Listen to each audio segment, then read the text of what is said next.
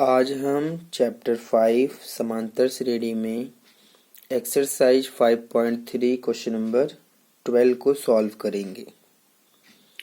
Question number 12 में चलिए देखते हैं हमें क्या दिया हुआ है। क्वेश्चन नंबर 12 में कहा गया है,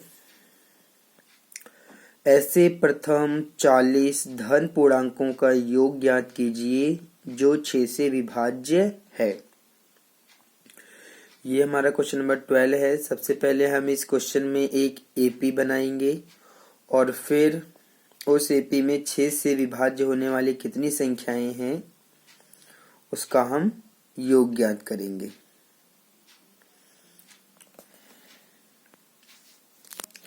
तो यहाँ पर हमें 6 से विभाज्य होने वाली संख्याओं की एपी बनानी है और 40 धन पूर्णांक हमें लेना है और 40 धन पूर्णांक में हमें उन सभी का योग भी ज्ञात करना है। तो चलिए हम इसको समझते हैं। सबसे पहले क्वेश्चन नंबर 12 में हम एपी बनाएंगे और एपी में हम उन संख्याओं को लेंगे, उन पदों को लेंगे जो 6 से विभाज्य हैं। तो आप यहाँ पर लिखेंगे, जब आप इसको सॉल्व करेंगे तो यहाँ पर आप एक एपी बनाएंगे सबसे पहले और इस एपी में आप 6 से विभाज्य होने वाली संख्याओं को ही लेंगे।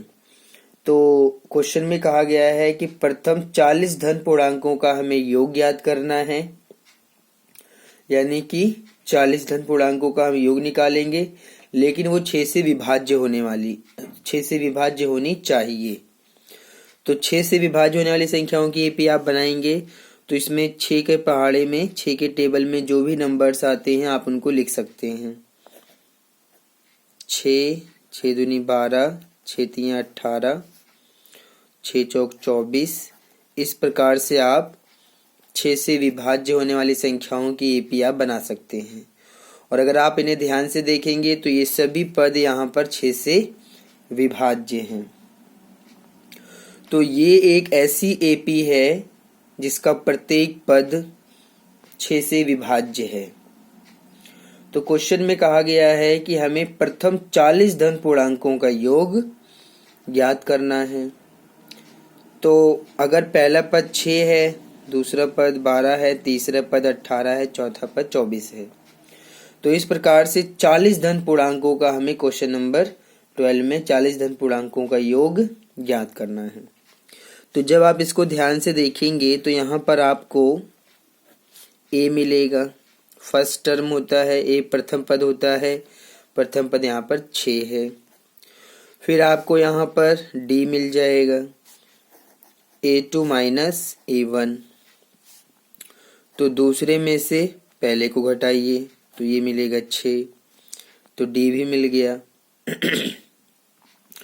क्वेश्चन में कहा गया है कि आपको योग ज्ञात करना है, यानी कि जो ज्ञात करना है वो है 40 धन पूर्णांकों का योग।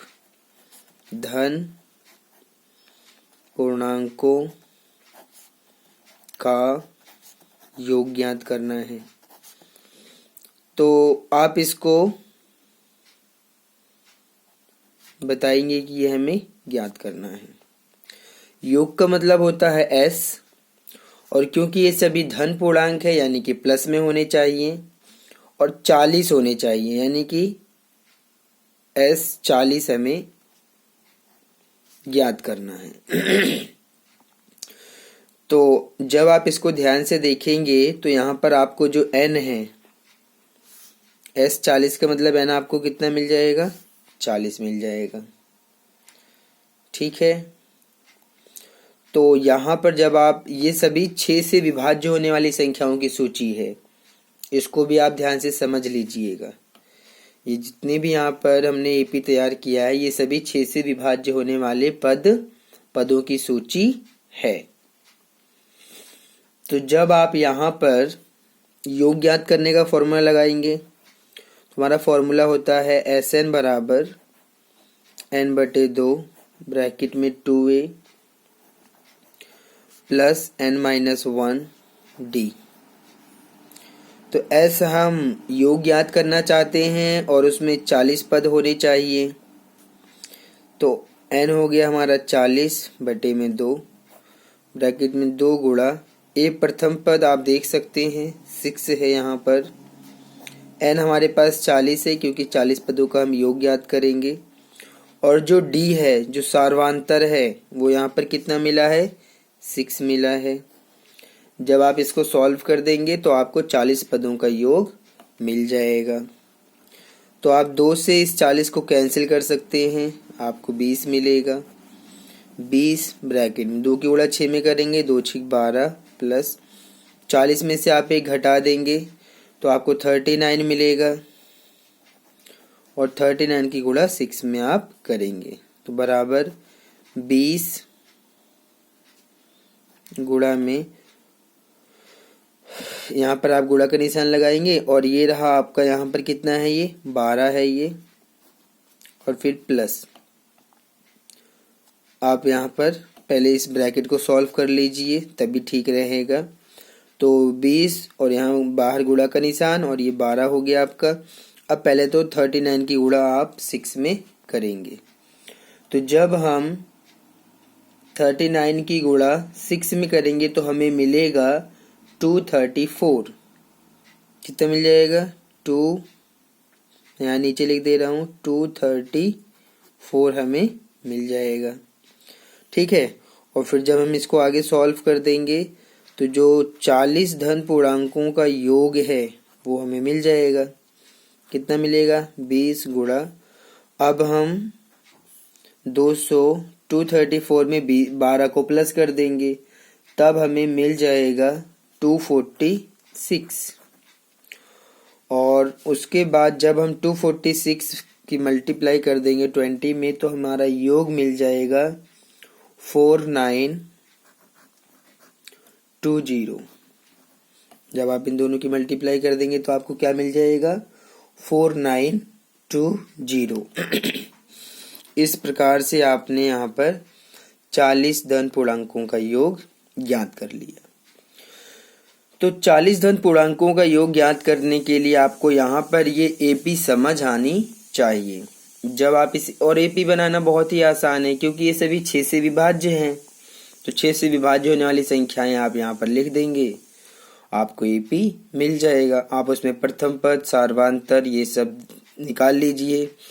और 40 धन पूर्णांकों का योग ज्ञात करना है तो आप यहाँ पर S40 ज्ञात कर लेंगे। फॉर्मूला आपके सामने है, कैलकुलेशन भी मैंने करके दिखा दिया है।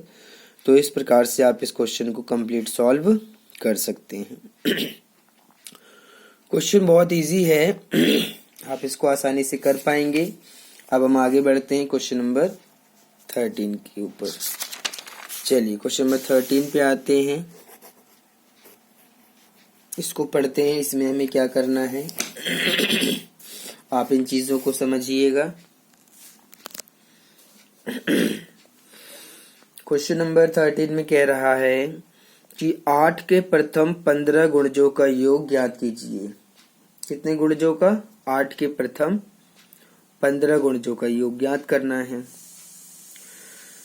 तो 8 के प्रथम 15 गुणजों का योग ज्ञात करने के लिए आप यहाँ पर पहले संख्याओं की एक सूची बनाएंगे कि 8 के जो गुणज हैं वो कौन कौन से हैं, और फिर उसके बाद आप यहाँ पर 15 गुणज का योग ज्ञात करेंगे। ठीक है, तो चलिए हम इसको समझते हैं। और ये क्वेश्चन बहुत इजी है, मैं आपको सिखाता हूं कि आप इसको कैसे करेंगे।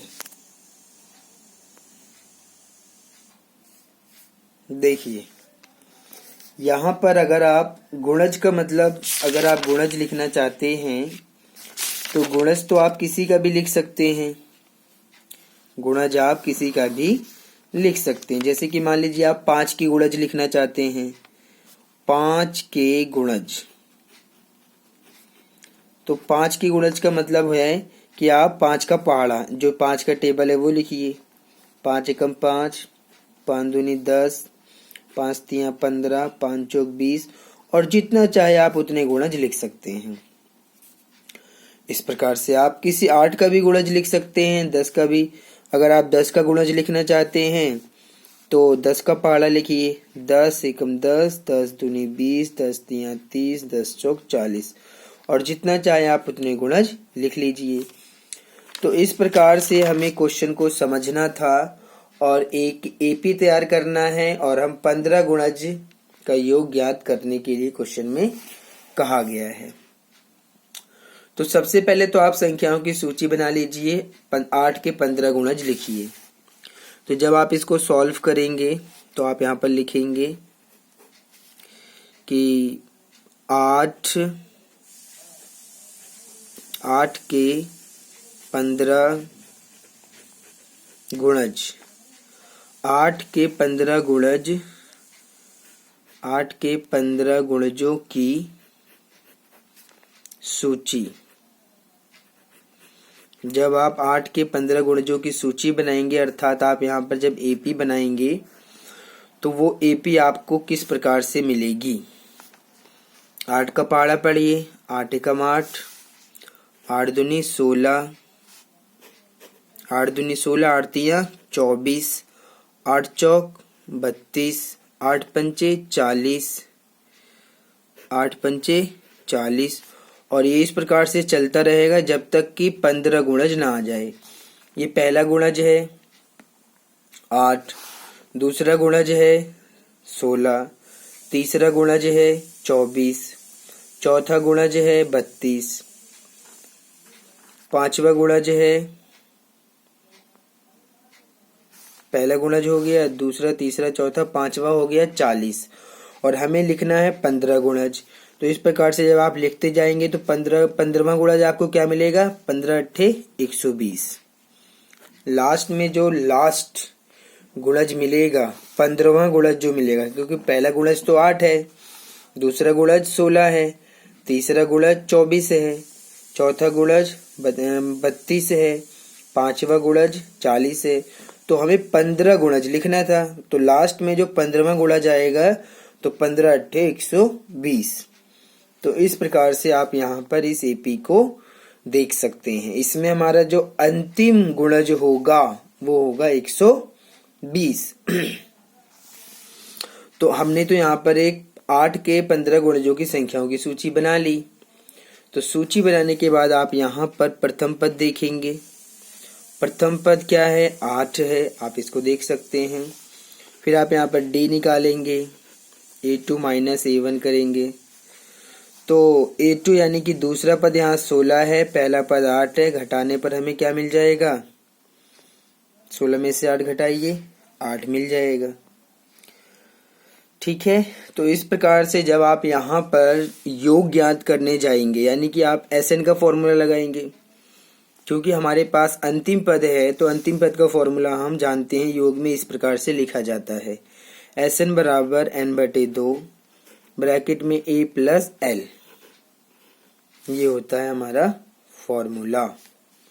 तो N कितना है, N मैंने यहाँ पर लिखा नहीं है, आप यहाँ पर लिख सकते हैं कि जो N है वो 15 है। क्यों, क्योंकि हमें 15 गुणज का योग ज्ञात करना था। 15 गुणज का योग ज्ञात करना है तो N कितना हो जाएगा, 15 हो जाएगा। तो N हो गया 15 बराबर N की जगह 15/2। A हमारा पहला पद हो जाएगा 8, L हो जाएगा अंतिम पद जो कि यहाँ पर 120 है। यहाँ पर आप लिख सकते हैं L जो है हमारा वो कितना है, 120 है। जब आप इसको सॉल्व करेंगे तो आपको आंसर मिल जाएगा। 15/2 गुणा आप 120 में 8 जोड़िए तो 128 मिलेगा। अब हम 128 को 2 से कैंसिल कर देते हैं, 2 छिक 12, 2 चौक 8। अब हम यहाँ पर 15 की गुणा करेंगे 64 में। तो जब हम 15 की गुणा 64 में करेंगे तो हमें मिल जाएगा 960, यानी कि जो 15 गुण 8 के जो 15 गुणज हैं, 8 के 15 गुणज का जो योग मिलेगा वो हमें मिलेगा 960। ये क्वेश्चन भी क्वेश्चन नंबर 12 की तरह था, बस थोड़ा सा अलग था। इसको समझने के बाद आप इसको आसानी से कर सकते हैं। आप इसको अभ्यास कीजिएगा तो ये आपके दिमाग में अच्छे से बैठ जाएगा और आप इसको इजीली सॉल्व कर पाएंगे। क्वेश्चन बहुत इजी है, केवल समझने वाली चीजें हैं। ठीक है, चलिए अब हम क्वेश्चन नंबर 14 पे आते हैं। क्वेश्चन नंबर 14 क्वेश्चन नंबर 14 में कह रहा है कि 0 और 50 के बीच की विषम संख्याओं का योग ज्ञात कीजिए। अब हमें यहाँ पर विषम संख्याओं का योग ज्ञात करना है। तो सबसे पहले आपको पता होना चाहिए कि जो विषम संख्याएं होती हैं वो कौन सी होती हैं। विषम संख्याओं के बारे में आपको जानकारी पहले होनी चाहिए, तभी हम क्वेश्चन नंबर 14 को सॉल्व कर पाएंगे। तो मैं आपको बता देता हूं कि जो विषम संख्याएं होती हैं वो कौन सी होती हैं और वो कैसे कैसे दिखाई देती हैं। देखिए, विषम संख्याओं के बारे में आप तो वैसे पिछली कक्षाओं में पढ़ चुके हैं लेकिन याद नहीं रहता है, इसलिए मैं आपको बता देता हूं। विषम संख्याएं वे संख्याएं होती हैं जो 2 से ना कटे, जैसे कि 1 2 से नहीं कटेगा, 3 2 से नहीं कटेगा, 5 2 से नहीं कटेगा, 7 2 से नहीं कटेगा। अब आप यहाँ पर बहुत सारी संख्याएं लिख सकते हैं जो 2 से ना कटे। 9 भी नहीं कटेगा, 11 नहीं कटेगा, मतलब बहुत सारी संख्याएं हैं जो आप कह सकते हैं कि 2 से नहीं कटने वाली हैं, 2 से विभाज्य नहीं होने वाली हैं। तो वे संख्याएं जो 2 से विभाज्य नहीं होती हैं उन्हें हम बोलते हैं विषम संख्याएं। और अगर 2 से विभाज्य हो गया, तो हम उसको क्या बोलेंगे? फिर हम उसको बोलेंगे सम संख्याएं। क्या बोलेंगे? सम संख्याएं। यानी कि अगर कोई संख्या 2 से विभाज्य है तो उसको हम सम संख्याएं बोलेंगे। जैसे कि 4 है, 2 से विभाज्य हो जाएगा। 6 है, ये भी 2 से विभाज्य है। 8 है, ये भी 2 से विभाज्य है। 10 ये भी 2 से विभाज्य है। 12, तो बहुत सारी संख्याएं हैं जो 2 से विभाज्य हो जाती हैं, उन्हें हम सम संख्या कहते हैं। और बहुत सारी संख्याएं हैं जो 2 से विभाज्य नहीं होती हैं, उसे विषम संख्याएं कहते हैं। चलिए अब हम इसको क्वेश्चन को सॉल्व करते हैं। क्वेश्चन नंबर 14 में हमें 0 और 50 के बीच की विषम संख्याओं का योग ज्ञात करना है। तो पहले तो हम 0 और 50 के बीच में जो विषम संख्याएं हैं वो लिखेंगे। तो आप जब इसको सॉल्व करेंगे तो यहाँ पर आप लिखेंगे 0 और 50 के बीच, 0 और 50 के बीच की विषम संख्याओं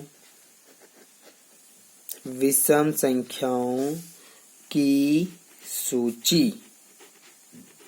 ठीक है, अर्थात हम यहाँ पर एक एपी जनरेट करेंगे।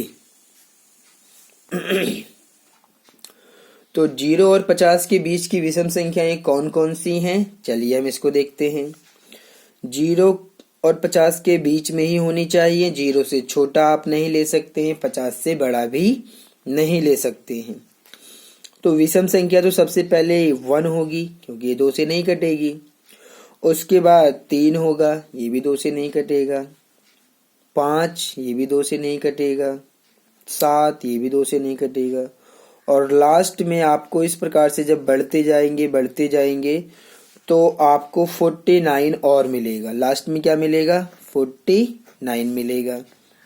49 वो अंतिम संख्या है जो 2 से नहीं कटेगा और एक विषम संख्या भी है। आप इस 49 को ध्यान से अगर देखेंगे तो 49 भी 2 से विभाज्य नहीं होता है। तो ये अंतिम संख्या है जो कि विषम संख्या है। और अगर आप इन संख्याओं की सूची को ध्यान से देखें तो ये सभी संख्याएं 0 और 50 के बीच में हैं। 50 से हम ऊपर नहीं गए हैं, क्योंकि अंतिम संख्या जो विषम होगी वो होगी 49। ठीक है, तो यहां पर अगर आप इस क्वेश्चन को ध्यान से देखें, तो इसके अंदर पहला पद 1 है, दूसरा पद 3 है, तीसरा पद 5 है, चौथा पद 7 है और अंत में 49 है। अंतिम संख्या क्या है? 49। तो यहाँ पर हमें क्या क्या पता है आप लिखिए। यहाँ पर हमें ए पता है, प्रथम पद। डी निकाल लेते हैं। डी आप कैसे निकालेंगे? आप a2 माइनस a1 करके निकालेंगे, यानी कि 3 माइनस 1 करेंगे तो आपको डी मिल जाएगा 2। एल आपको पता है 49। इसका हम जो योग निकालना चाहते हैं, क्या निकालना चाहते हैं? योग, एसएन निकालना चाहते हैं। एसएन तो हम निकालना चाहते हैं, लेकिन एन तो हमें पता ही नहीं कि इस संख्याओं की सूची में कितने नंबर हैं, यानी कि जो एन है वो हमें पता नहीं है। तो जब तक हमें ये एन पता नहीं चलेगा हम एसएन नहीं निकाल पाएंगे। तो चलिए सबसे पहले हम एन पता कर लेते हैं और उसके बाद हम एसएन भी ज्ञात कर लेंगे। ठीक है, तो एन ज्ञात करने का हमारे पास जो फॉर्मूला है, क्योंकि इसमें अंतिम पद हमें पता है 49, तो एल का फॉर्मूला हम लगाएंगे। एल बराबर होता है ए प्लस एन माइनस 1 डी। ठीक है, एल 49 हो जाएगा क्योंकि ये हमारा अंतिम संख्या है।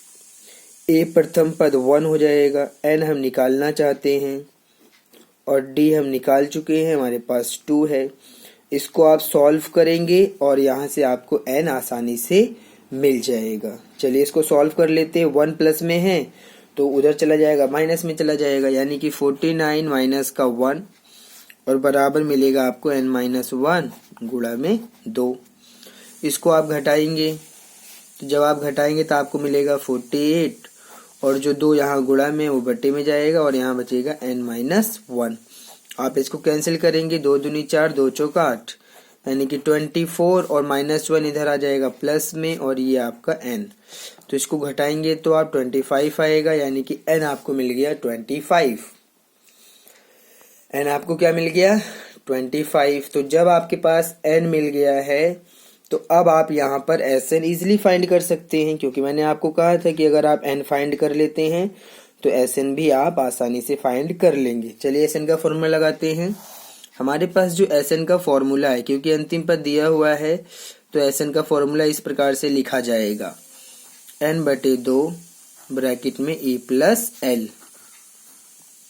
जब भी आपको अंतिम पद पता हो और योग ज्ञात करना हो तो आप यही फॉर्मूला प्रयोग करेंगे। बहुत इजी होता है और आसानी से सॉल्व भी हो जाता है। तो चलिए Sn, n की जगह आप लिखेंगे 25, क्योंकि हमारा n निकल गया है 25। इसको आप सीधा करके भी लिख लीजिए कि n हमारा 25 फाइंड हो गया है। और इस संख्याओं की सूची को भी कैसे बनाया गया है ये भी आपको अच्छे से समझ आनी चाहिए, क्योंकि अगर आप संख्याओं की सूची बना पाते हैं तभी इस क्वेश्चन को सॉल्व कर पाएंगे, और अगर आप ये संख्याओं की सूची नहीं बना पाते हैं तो आपको प्रॉब्लम फेस करना पड़ेगा। n की जगह पर आप लिखेंगे 25/2 ब्रैकेट में। ए हमारा प्रथम पद है, तो प्रथम पद की जगह आप कितना लिखेंगे? 1 लिखेंगे, प्लस एल हो जाएगा लास्ट टर्म, यानी कि एल हमारा 49 है। तो इस प्रकार से आप इसको सॉल्व करेंगे। तो S25 बराबर होगा 25/2 गुणा 49 में 1 जोड़िए 50। अब इसको 2 से हम कैंसिल कर देते हैं, तो 2 से कैंसिल करेंगे तो हमें क्या मिलेगा? 25 मिलेगा, क्योंकि 25 दूना 50 होता है। तो इस प्रकार से हमारा जो S25 है वो मिल जाएगा। क्या मिल जाएगा? 25 की गुणा 25 में करिए। तो जब हम 25 की गुणा 25 में करेंगे तो S25 हमें मिलेगा 625। यही हमारा आंसर है। तो इस प्रकार से हमारा क्वेश्चन नंबर 14 भी सॉल्व हो गया है। बहुत इजी क्वेश्चन है ये, इसको आसानी से किया जा सकता है। चलिए आगे बढ़ते हैं और हम क्वेश्चन नंबर 15 को सॉल्व करेंगे। इसको सॉल्व करेंगे क्वेश्चन नंबर 15 को। चलिए पढ़ते हैं क्वेश्चन नंबर 15 को अच्छे से, और फिर इसमें जो भी कुछ कहा गया है उसको हम संख्याओं की सूची बनाएंगे, क्योंकि सभी क्वेश्चन यहाँ पर आप संख्याओं की सूची बनाकर ही सॉल्व कर सकते हैं। कुछ भी पूछा जाए, अगर आप संख्याओं की सूची बना पाते हैं तो उस क्वेश्चन को आप आसानी से सॉल्व कर पाएंगे। चलिए पढ़ते हैं क्वेश्चन। निर्माण कार्य से संबंधित किसी ठेके में एक निश्चित तिथि के बाद कार्य को विलंब से पूरा करने के लिए जुर्माना लगाने का प्रावधान इस प्रकार है। पहले दिन के लिए 200 रुपये, दूसरे दिन के लिए 250 रुपये, तीसरे दिन के लिए 300 रुपये। प्रत्येक उत्तरोत्तर दिन का जुर्माना अपने से ठीक पहले दिन के जुर्माने से 50 रुपये अधिक है। एक ठेकेदार को जुर्माने के रूप में कितनी राशि अदा करनी पड़ेगी यदि वह इस कार्य में 30 दिन का विलंब कर देता है?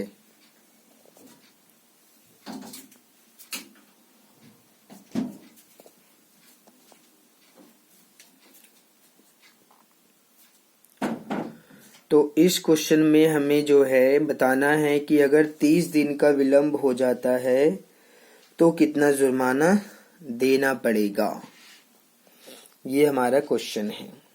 30 दिन में विलंब होने पर कितना जुर्माना देना पड़ेगा। तो यहाँ पर भी आपको संख्याओं की एक सूची तैयार करना है। आप क्वेश्चन को ध्यान से समझ लीजिए, ठीक है ना।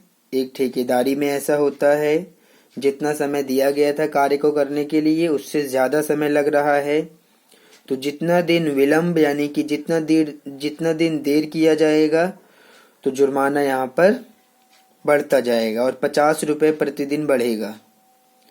पहले दिन के लिए 200 रुपये है, दूसरे दिन के लिए 250 हो गया, तीसरे दिन के लिए 300 हो गया, और ऐसे ही फिर अगर कोई देर करेगा फिर 50 रुपये अधिक लगेगा। तो इस प्रकार से आप पहले संख्याओं की सूची बनाइए और फिर इस क्वेश्चन को सॉल्व करिए। तो यहाँ पर हम जब इसको सॉल्व करेंगे तो यहाँ पर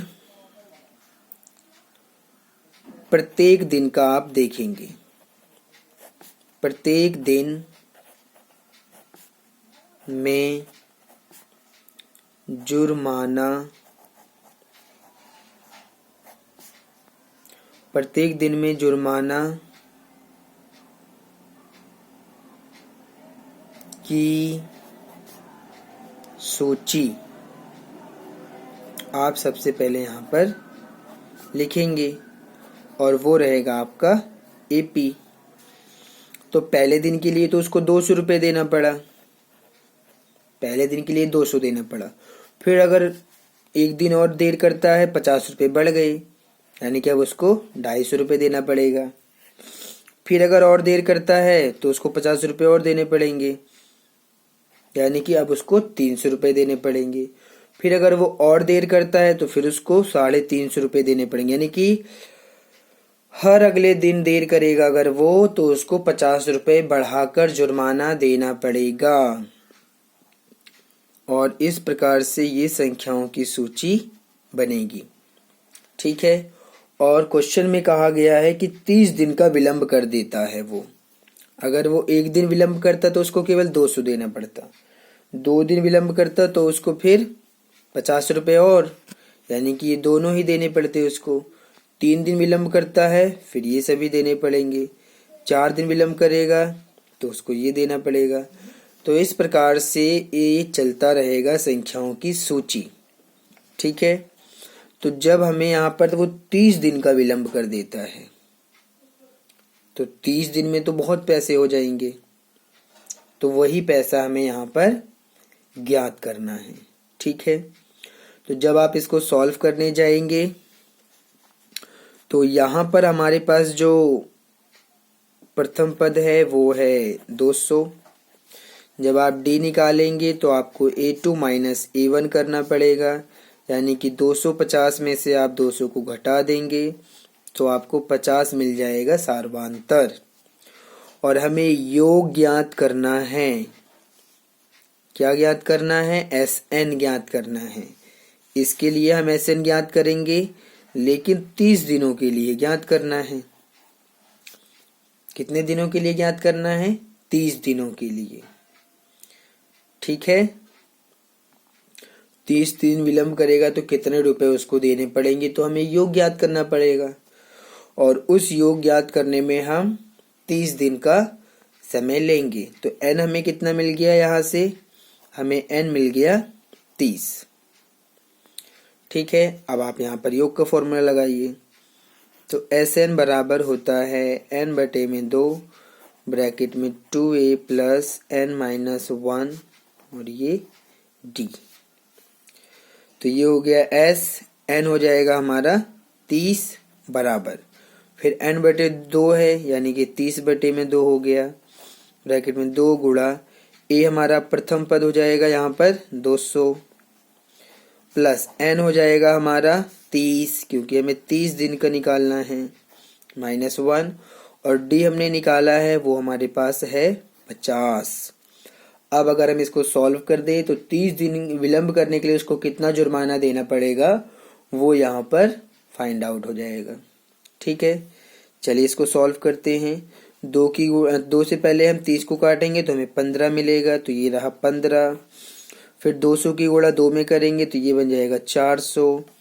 पहले हम 30 में से घटाएंगे। क्या करेंगे? 30 में से घटा देंगे। तो 30 में से जब आप एक घटा देंगे तो आपको मिलेगा 29 और फिर गुणा करेंगे आप 50 में, तो अब आपको मिलेगा 15 गुणा ब्रैकेट में ये रहा आपका 400, फिर प्लस अब यहाँ पर 29 की गुणा आप 50 में करेंगे। क्या करेंगे? 29 की गुणा 50 में आप करेंगे। तो जब आप 29 की गुणा 50 में करेंगे तो आपको कितना मिलेगा? आपको मिल जाएगा 1450। जब आप इन दोनों की गुणा करेंगे तो आपको क्या मिलेगा? 1450 मिल जाएगा आपको। ठीक है, 1450 मिलेगा। और फिर जब आप इसको सॉल्व कर देंगे आगे तो हमें मिलेगा ये 15 गुणा, अब आप 1450 में इस 400 को और जोड़ दीजिए, तो अब ये हो जाएगा 1850।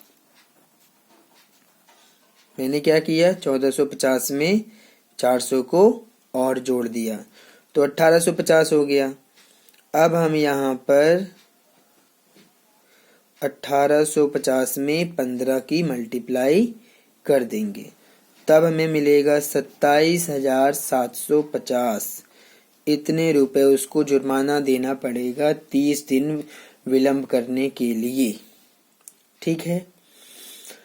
तो ठेकेदार को 30 दिन विलंब करने के लिए कितना जुर्माना देना पड़ेगा? 27,750 रुपए। तो ठेकेदार आप लिख सकते हैं, अतः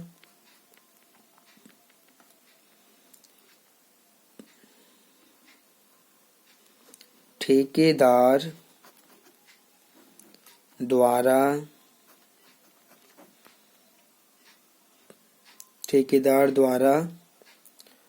30 दिन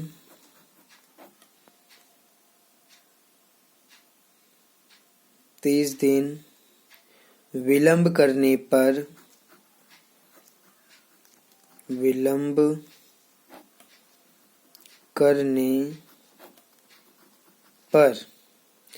30 दिन विलंब करने पर दिया जाने वाला जुर्माना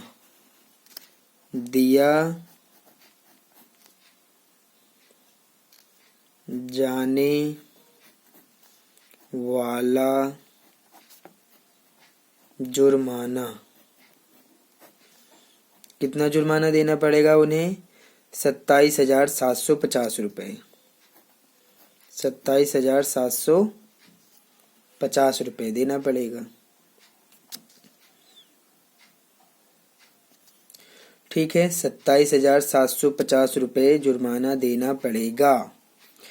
इस प्रकार से इस क्वेश्चन में आप इसको आसानी से कर सकते हैं।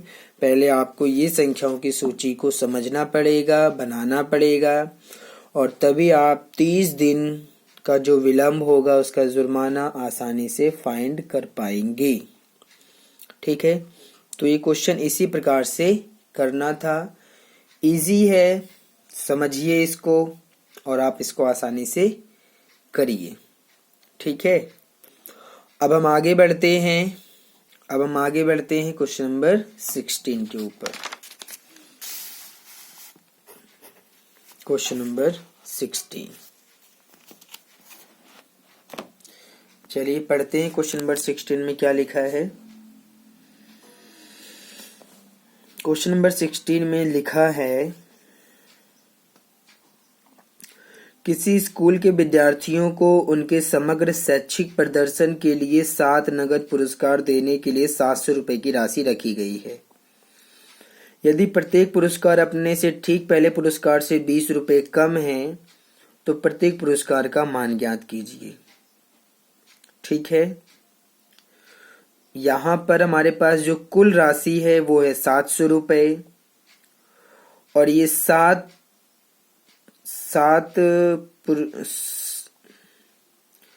शैक्षिक 7 नगद पुरस्कार देना है, यानी कि 7 विद्यार्थियों को हमें ये राशि बांटना है 700 रुपए।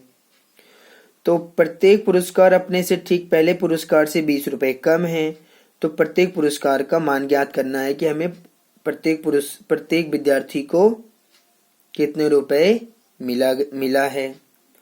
तो चलिए इस क्वेश्चन को पहले समझते हैं और फिर हम इसको आसानी से फाइंड आउट कर लेंगे। ठीक है, तो यहाँ पर ये क्वेश्चन समझने वाला है। अगर आप इसको आसानी से समझ पाते हैं तो इसको सॉल्व करना बहुत इजी है, क्योंकि हमारे पास कुल राशि कितनी है 700 रुपए है। कितने विद्यार्थियों को बांटना है 7 विद्यार्थियों को बांटना है और प्रत्येक पुरस्कार को अपने से ठीक पहले पुरस्कार से 20 रुपए कम दिया जाएगा, इसके ऊपर भी ध्यान देना है। ठीक है, चलिए मैं समझाता हूं। कुल विद्यार्थियों की संख्या, जब आप इसको सॉल्व करेंगे, कुल विद्यार्थियों की संख्या, आप इसको n भी कह सकते हैं। कुल विद्यार्थी 7 हैं, यानी कि आपका जो n है वो कितना है 7 है, यानी कि 7 विद्यार्थियों को ही हमें देना है। तो कुल राशि कितनी है, कुल राशि है 700 रुपए। कितनी है कुल राशि 700 रुपए है। कुल राशि कितनी है 700 रुपए है। तो यहाँ पर जो विद्यार्थियों की संख्या है, पहला विद्यार्थी, दूसरा विद्यार्थी, तीसरा विद्यार्थी, तो अगर हमें ये पता चल जाए कि पहले विद्यार्थी को कितने रुपए मिले हैं, फिर उससे हम 20 रुपए कम कर देंगे, क्योंकि हर विद्यार्थी का 20 अगले विद्यार्थी को जो दिया जाएगा वो 20 रुपए कम दिया जाएगा। तो इसको आप ऐसे समझिए कि हम मान लेते हैं कि पहले विद्यार्थी को, इसको आप समझिएगा क्वेश्चन जो मैं समझा रहा हूं, ये मतलब ये केवल समझने के लिए है जो मैं यहाँ पर आपको समझा रहा हूं कि माना फर्स्ट विद्यार्थी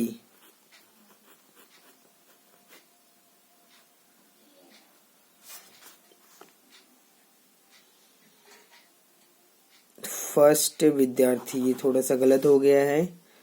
फर्स्ट विद्यार्थी, मान लेते हैं कि पहले विद्यार्थी को 100 रुपए मिले हैं, तो दूसरे को कितना मिलेगा, सेकंड वाले को कितना मिलेगा 20 रुपए कम। 20 रुपए कम का मतलब कितना 80 रुपए मिलेगा उसको। फिर तीसरे विद्यार्थी को कितना मिलेगा, फिर 20 रुपए कम करिए, यानी कि 80 में से आप 20 घटाइए 60 मिलेगा। फोर्थ को कितना मिलेगा,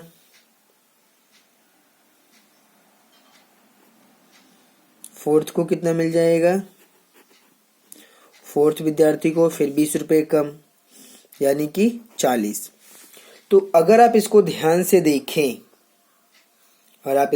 से देखें, तो यहाँ पर हमें संख्याओं की एक सूची मिलेगी, 100, 80, 60, 40। ठीक है, तो यहाँ से आपको केवल समझना है, ये क्वेश्चन का आंसर नहीं है, ये तो बस मैंने आपको समझाया था कि पहले विद्यार्थी को अगर 100 रुपये मिलते हैं तो दूसरे को 80 मिलेगा, तीसरे को 60 मिलेगा, चौथे को 40 मिलेगा, क्योंकि क्वेश्चन में साफ साफ लिखा हुआ है कि प्रत्येक पुरस्कार अपने से ठीक पहले पुरस्कार से 20 रुपये कम है। ठीक है, ये क्वेश्चन में साफ साफ लिखा गया है, यानी कि जितना पहले वाले को मिलेगा उससे 20 रुपये कम दूसरे वाले को मिलेगा, फिर 20 रुपये कम तीसरे वाले को मिलेगा, फिर 20 रुपये कम चौथे वाले को मिलेगा। तो अगर आप यहाँ पर ध्यान से देखें तो आपका जो डी मिलेगा A2 माइनस A1 कितना मिल जाएगा, आप 80 में से 100 घटाइए तो आपका जो सार्वांतर है वो कितना मिल जाएगा, माइनस का 20 मिलेगा।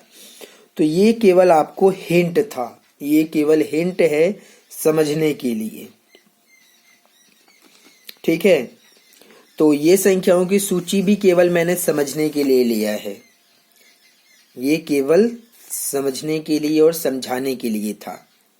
ठीक है, तो चलिए अब हम इस क्वेश्चन को सॉल्व करते हैं। अगर हमें ये पता चल जाए कि पहले विद्यार्थी को कितने रुपए मिले हैं,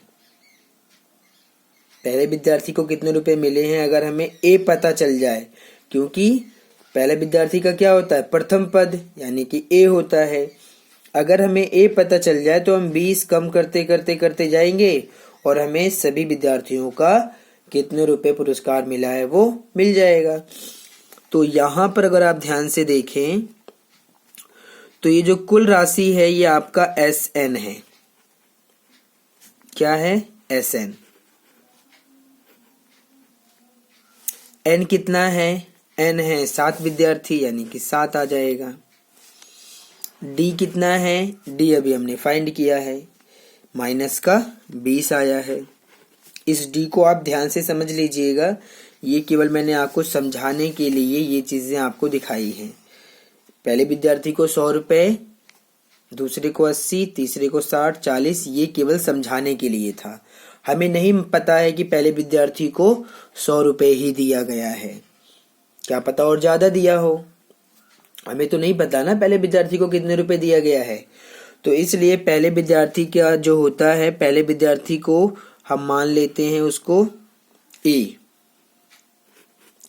यानी कि प्रथम पद ए होता है ना, तो हम अगर ए ज्ञात कर लें, यानी कि प्रथम पद ज्ञात कर लें, तो हम 20 कम करते चले जाएंगे और सभी विद्यार्थियों के पुरस्कार की राशि हमें आसानी से पता चल जाएगी। तो ये चीजें केवल आपको समझाने के लिए था। और अब हमारे पास SN है, N है, D है और A ज्ञात करना है। चलिए हम प्रथम पद A ज्ञात कर लें कि पहले विद्यार्थी को कितने रुपए मिला है। A की जो भी वैल्यू आएगी उतने ही रुपए पहले विद्यार्थी को मिला हुआ है। फिर हम 20 रुपए कम करेंगे, फिर 20 रुपए कम करेंगे, फिर 20 रुपए कम करेंगे, फिर 20 रुपए कम करेंगे और 7 विद्यार्थियों तक ऐसा हम करेंगे। ठीक है, समझ आ गया, ये चीजें केवल समझने के लिए है। चलिए अब हम इसको सॉल्व करते हैं। हमारे पास फॉर्मूला है, क्या फॉर्मूला है हमारे पास फॉर्मूला है SN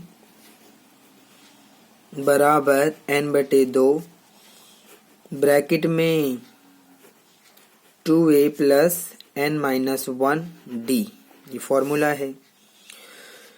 तो हमारे पास SN जो कुल राशि है, कुल राशि कितनी है, 700 रुपये, तो ये तो हमें पता है। N हमारे पास कितना है, 7 है, क्योंकि 7 विद्यार्थी से ज्यादा नहीं है। ब्रैकेट में 2 इंटू A हमें पता नहीं है, A को हम ज्ञात करने जा रहे हैं, प्लस N कितना है, N हमारे पास 7 है, -1। D कितना आया है, D आया है -20 आया है।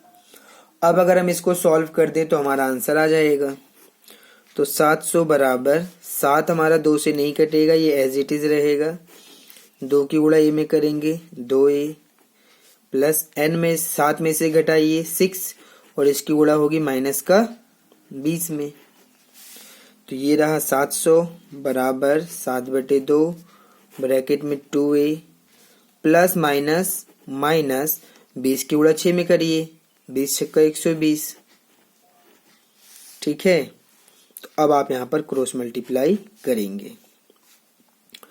तो जब आप क्रॉस मल्टीप्लाई करेंगे 700 की गुणा 2 में करिए तो 700 गुणा में 2, इस 1 की गुणा इस पूरे में करिए यानी कि 7, क्योंकि ये 1 है, की गुणा 7 में करेंगे 7 और ब्रैकेट में रहेगा 2a माइनस का 120। इसको हम सॉल्व कर रहे हैं ताकि हम प्रथम पद a ज्ञात कर सकें और उस a से हमें पता चल जाएगा कि पहले विद्यार्थी को कितने रुपए दिया गया है पुरस्कार के रूप में। तो इन दोनों की गुणा करिए 7 दूनी 1400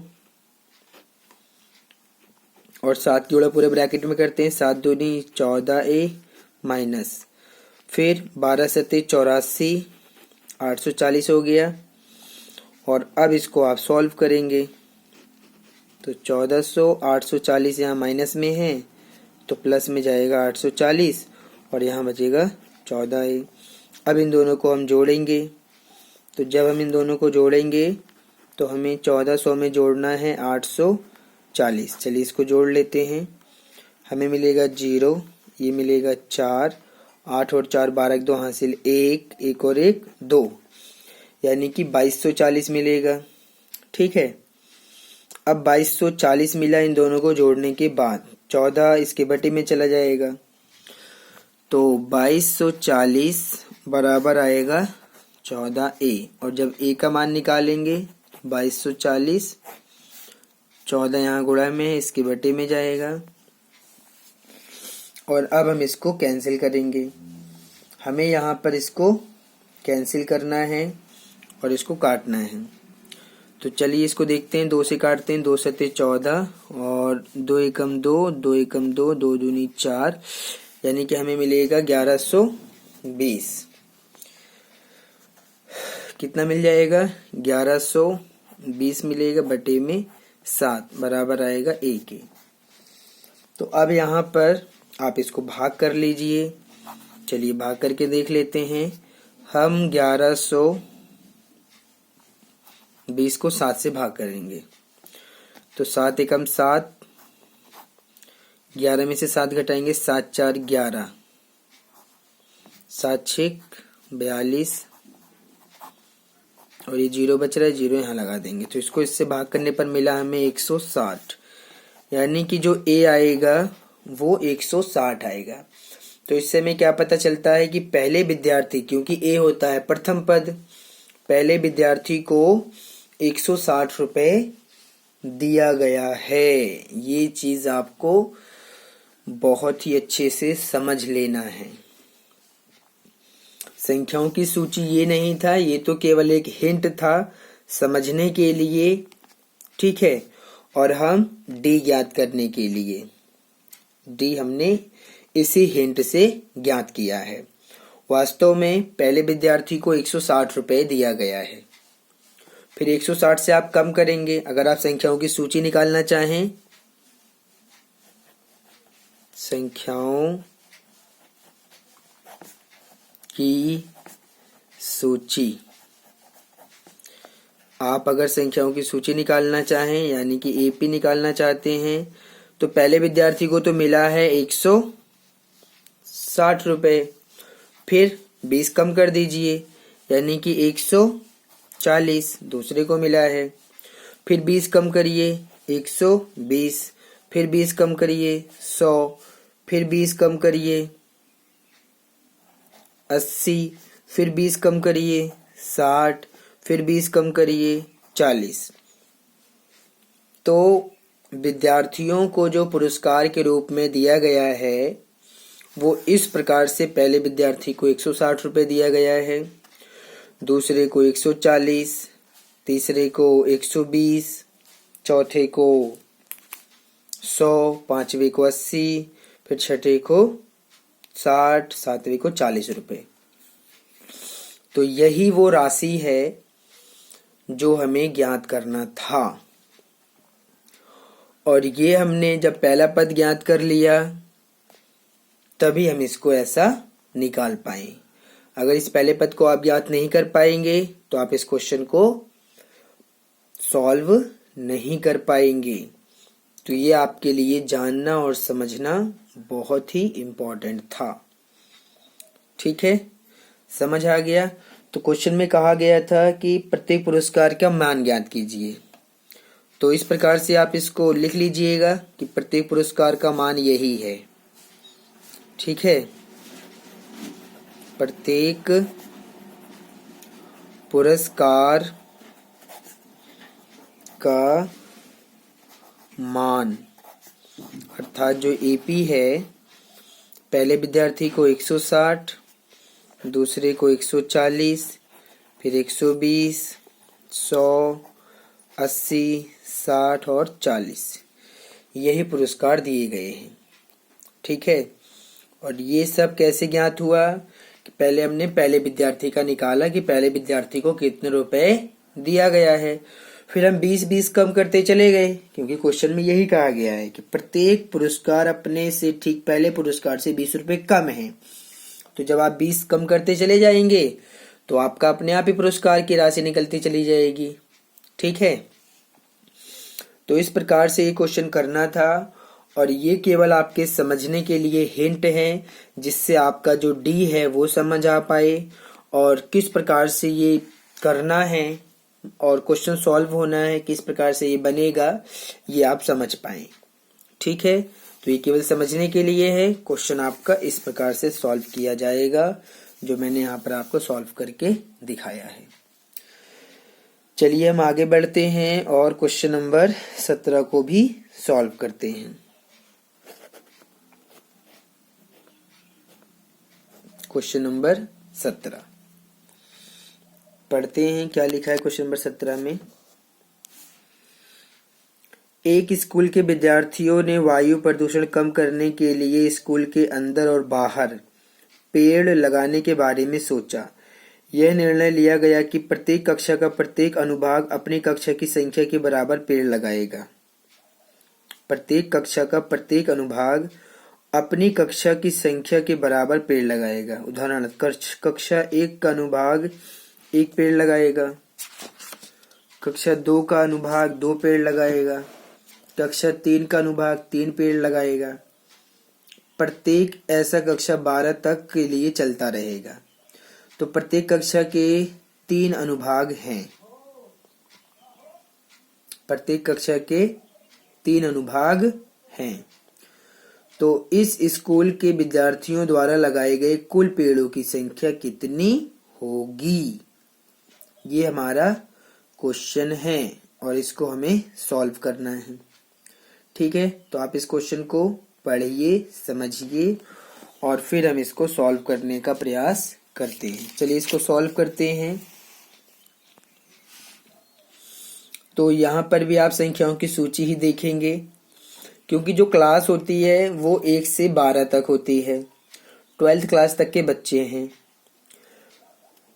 तो अगर आप यहाँ पर देखेंगे तो आप क्लास में सेक्शन भी होते हैं। क्या होते हैं? सेक्शन। जैसे आपका 12th क्लास है तो 12th A, 12th B, 12th C, ऐसे सेक्शन होते हैं ना। 11th क्लास होता है तो 11th A, 11th B, 11th C, इस प्रकार से 10th क्लास होती है, 10th A, 10th B, 10th C। तो ये जो सेक्शन होता है इसमें कहा गया है क्वेश्चन में कि प्रत्येक कक्षा के 3 अनुभाग हैं, यानी कि 3 सेक्शन हैं। फर्स्ट का भी 3 सेक्शन है, सेकंड का भी 3 सेक्शन है, थर्ड का भी 3 सेक्शन है और 12th क्लास तक सभी में 3-3 सेक्शन बनेंगे। तो यहाँ पर छात्रों द्वारा लगाए गए जो पेड़ों की संख्या है उसका जब आप एपी बनाएंगे तो कैसे बनाएंगे, इस एपी को आप समझिए। ठीक है, छात्रों द्वारा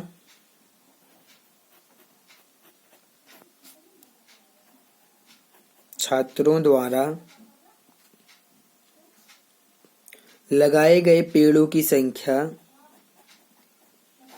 लगाए गए पेड़ों की संख्या या संख्याओं की सूची, जिसको आप क्या बोलेंगे कि ये एक एपी है। ठीक है, तो इसमें फर्स्ट क्लास है, सेकंड क्लास है, थर्ड क्लास है, और ये कहाँ तक चलता रहेगा? 12th क्लास तक ऐसा चलता रहेगा। कहाँ तक चलता रहेगा? 12th क्लास तक ऐसा चलता रहेगा, 12th क्लास तक चलेगा। ठीक है, और क्योंकि सभी में 3-3 अनुभाग हैं, तो 3-3 अनुभाग होने का मतलब ये है कि ये जो आपकी एपी है वो इस प्रकार से बनेगी। इसमें भी 3 सेक्शन है, तो 3 इंटू फर्स्ट, इसमें भी 3 सेक्शन है, 3 इंटू सेकेंड, इसमें भी 3 सेक्शन है, 3 इंटू थर्ड, और ऐसे ही 12th क्लास तक चलता रहेगा, 3 इंटू 12th। ठीक है, तो एक कक्षा तो एक ही पेड़ लगाएगा, ये भी एक लगाएगा, लेकिन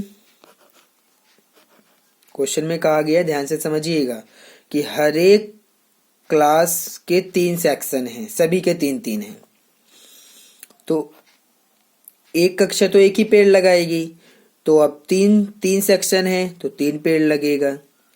दूसरी कक्षा, क्योंकि सेकंड क्लास है ये, तो ये 2 पेड़ लगाएगा, लेकिन 3 सेक्शन है तो ये 6 पेड़ लगाएंगे। और ऐसी जो तीसरा है थर्ड क्लास की जो पहली कक्षा है वो कितनी पेड़ लगाएगी? 3 पेड़ लगाएगी ये, लेकिन 3 सेक्शन है यानी कि 9 पेड़ लगेगा, और ऐसे ही चलता रहेगा। तो ये जो 12th क्लास के बच्चे हैं ये कितना लगाएंगे? 12 36, कितना लगाएंगे? 36, यानी कि फर्स्ट क्लास के जितने भी सेक्शन हैं, 3 तो सेक्शन हैं तो 3 पेड़ लगाएंगे। सेकंड क्लास में 3 सेक्शन हैं, वो लोग 6 पेड़ लगाएंगे। थर्ड क्लास के जो 3 सेक्शन है वो 9 पेड़ लगाएंगे। और जो 12th क्लास के बच्चे हैं, क्योंकि वो 12th क्लास के बच्चे हैं और साथ में 3 सेक्शन हैं, तो 12 36 पेड़ वो लगाएंगे। तो क्वेश्चन में क्या पूछा गया था उसके अकॉर्डिंग हम इसको सॉल्व करेंगे। कुल पेड़ों की संख्या बताना है, यानी कि आपको यहाँ पर n ज्ञात करना पड़ेगा। क्या ज्ञात करना पड़ेगा? इसमें क्वेश्चन में कहा गया इस स्कूल के विद्यार्थियों द्वारा लगाए गए कुल पेड़ों की संख्या आपको SN ज्ञात करना है। क्या ज्ञात करना है? SN, क्योंकि हमें इन सबको जोड़ना पड़ेगा ना। 3, 6, 9, 36, कुल फर्स्ट क्लास से 12th क्लास तक के सब बच्चे मिलके कुल कितना पेड़ लगा रहे हैं, तो हमें जोड़ना पड़ेगा। तो हमें यहाँ पर S ज्ञात करना है। तो यहाँ पर जो हमारा प्रथम पद A है, जब आप इसको ध्यान से देखेंगे वो 3 मिलेगा। ठीक है, जब आप D निकालेंगे तो आप यहाँ पर A2 माइनस A1 करेंगे तो दूसरा पद हो जाएगा 6, पहला पद हो जाएगा 3, घटाने पर मिलेगा 3। तो आप यहाँ पर L अगर ध्यान से देखें, L अंतिम पद कितना है? 36, और N कितना है? N यानी कि कितने क्लास हैं ये, कुल कितने पद हैं इसके अंदर, तो फर्स्ट क्लास से शुरू है 12th क्लास तक जाएगा, यानी कि N यहाँ पर 12 मिलेगा। तो हमें यहाँ पर क्या करना है? S 12 ज्ञात करना है, यानी कि पहला पद, दूसरा, तीसरा, 12 पदों का हमें योग ज्ञात करना है। 12 पदों का योग हमें ज्ञात करना है। ठीक है, तो इस प्रकार से जब इसको आप सॉल्व करेंगे तो ये ऐसे सॉल्व किया जाएगा। चलिए इसको सॉल्व करते हैं। SN बराबर N/2, क्योंकि यहाँ पर हमें अंतिम पद भी पता है तो आप यहाँ पर L भी लिखेंगे। तो S12, क्योंकि 12 तक के बच्चे हैं तो ये हो जाएगा n की जगह पर 12/2। ये हमारा पहला पद कितना है यहाँ पर? पहला पद 3 है। अंतिम पद 36 है। इसको काट देते हैं, 2 छीक 12 यानी कि 6 मिलेगा। गुणा 36 और 3 39 और 39 की गुणा कर देंगे 234 यानी कि कुल पेड़ों की संख्या जो उस स्कूल के बच्चे लगाएंगे वो लगाएंगे 234। ठीक है। तो क्वेश्चन में पूछा गया था कुल पेड़ों की संख्या, तो आप लिख सकते हैं अतः कुल पेड़ों की संख्या बराबर कितना आएगा? 234। कितना आएगा? 234 आएगा। ठीक है। तो आपको यहाँ पर समझना था केवल कि 1st to 12th क्लास तक के बच्चे हैं और हर एक क्लास के 3 सेक्शन हैं, तो हमने सभी में 3-3 सेक्शन बना दिए। और क्वेश्चन में कहा गया है कि पहले क्लास का बच्चा जो 1st क्लास में है वो 1 पेड़ लगाएगा, अगर वो दूसरी क्लास का है तो वो 2 पेड़ लगाएगा, अगर वो तीसरी क्लास का है तो वो 3 पेड़ लगाएगा, 12वीं क्लास का है तो 12 पेड़ लगाएगा। तो इस प्रकार से 3 और इसका 3 दूनी 6, 3 तिया 9, 12 तिया 36 संख्याओं की सूची आपने बनाया। और यहाँ पर आपने प्रथम पद, सार्वधातुक, अंतिम पद और n आपने देख लिया, क्योंकि 12 12th क्लास तक के बच्चे रहेंगे 1st to 12th, तो n यहाँ पर 12 मिलेगा और 12 बच्चों का आपने 12 क्लास का योग निकाल दिया, यानी कि S12 ज्ञात कर लिया, आपका आंसर आ गया। तो ये क्वेश्चन केवल समझने वाला है, इजी बहुत है, लेकिन अगर आप इसको अच्छे से समझ पाए तो बहुत इजी क्वेश्चन है ये। ठीक है। तो चलिए अब हम आगे बढ़ते हैं और क्वेश्चन नंबर 18 को भी सॉल्व करते हैं। ठीक है। आप यहाँ पर इसको समझिएगा, क्वेश्चन इजी है, लेकिन इसको जब आप अच्छे से समझेंगे तो ये आपको बहुत ही इजी लगेगा। चलिए क्वेश्चन नंबर 18 को सॉल्व करते हैं। क्वेश्चन नंबर 18,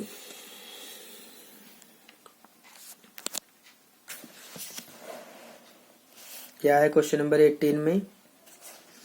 क्वेश्चन नंबर 18 में कहा गया है केंद्र A से प्रारंभ करते हुए बारी बारी से केंद्रों A और B को लेते हुए त्रिज्याओं 0.5 सेंटीमीटर, 1 सेंटीमीटर, 1.5 सेंटीमीटर, 2 सेंटीमीटर वाले उत्तरोत्तर अर्धवृत्तों को खींचकर एक सर्पिल स्पाइरल बनाया गया है, जैसा कि चित्र में दर्शाया गया है। 13 क्रमागत अर्धवृत्तों से बने इस सर्पिल की कुल लंबाई क्या है? और क्वेश्चन में कहा गया है कि पाई की वैल्यू हमें 22/7 लेना है। और क्वेश्चन में कहा गया है संकेत में कि क्रमशः केंद्रों ए बी और कॉमा ए बी वाले अर्धवृत्तों की लंबाइयां L1, L2, L3, L4 इस प्रकार से हमें लेना है। ठीक है।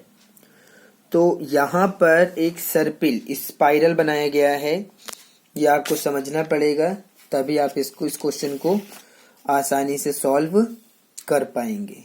ठीक है।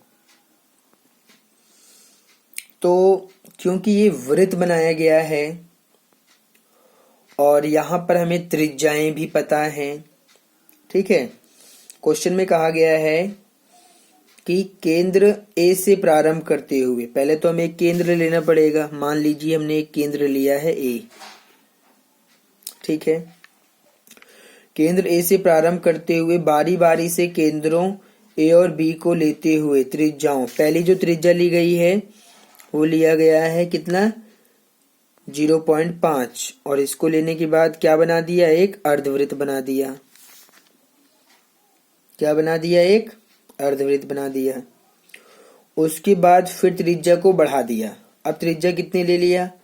0.5 के बाद 1 ले लिया, तो यहाँ पर से यहीं से ही लेना है।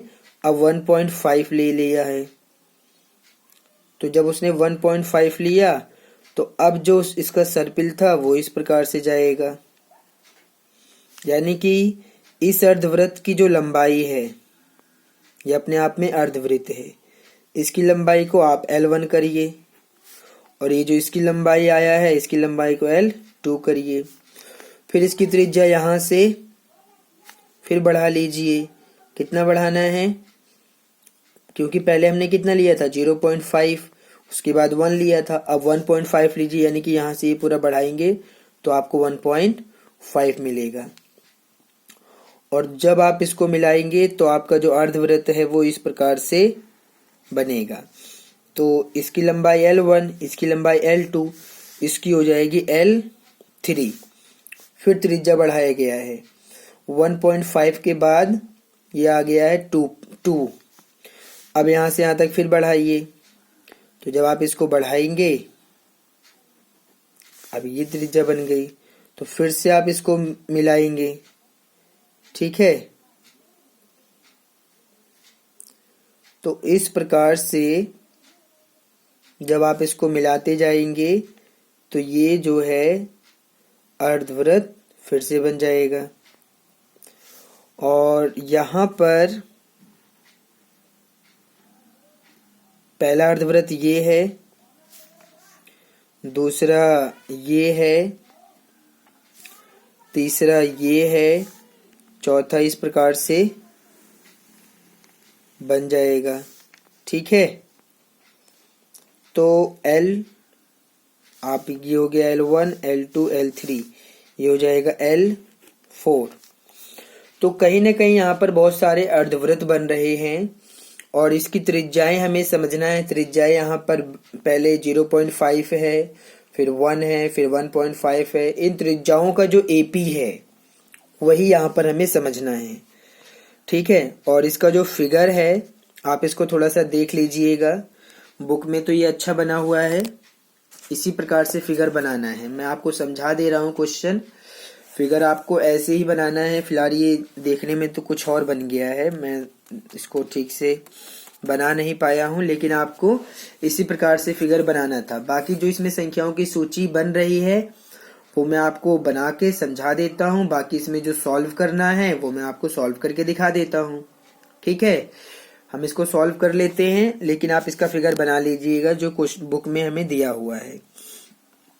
इसका फिगर जो है अगर मैं इसको बनाना भी चाहूँ, क्योंकि मैंने इस फिगर को थोड़ा सा अच्छा नहीं बनाया है, तो ये फिगर आप इस प्रकार से कर लेंगे तो ये आपका बन जाएगा। ये आपका पहला रहेगा L1, ठीक है। और फिर इसी प्रकार से फिर आप दूसरा भी बनाएंगे तो ये आपका बन जाएगा, यहाँ से L2 बन जाएगा। फिर आप तीसरा बनाएंगे तो ये बन जाएगा L3। फिर आप चौथा बनाएंगे तो आपका बन जाएगा L4। इस प्रकार से यह फिगर आपका बनना है, ठीक है। पहला अर्धवृत्त ये है, दूसरा ये है, तीसरा ये है और चौथा ये पूरा है। फिगर आपका कुछ इस प्रकार से बनना चाहिए, ठीक है। तो त्रिज्याओं की जो संख्याओं की सूची बनेगी उसको आपको यहाँ समझना है, क्योंकि मेन यहाँ पर क्या है, त्रिज्याएं हैं। तो क्वेश्चन में हमें जो त्रिज्याओं की सूची दी है उसको आप समझिएगा, ठीक है। तो चलिए उसको समझते हैं। त्रिज्याओं की सूची जो हमें दी हुई है,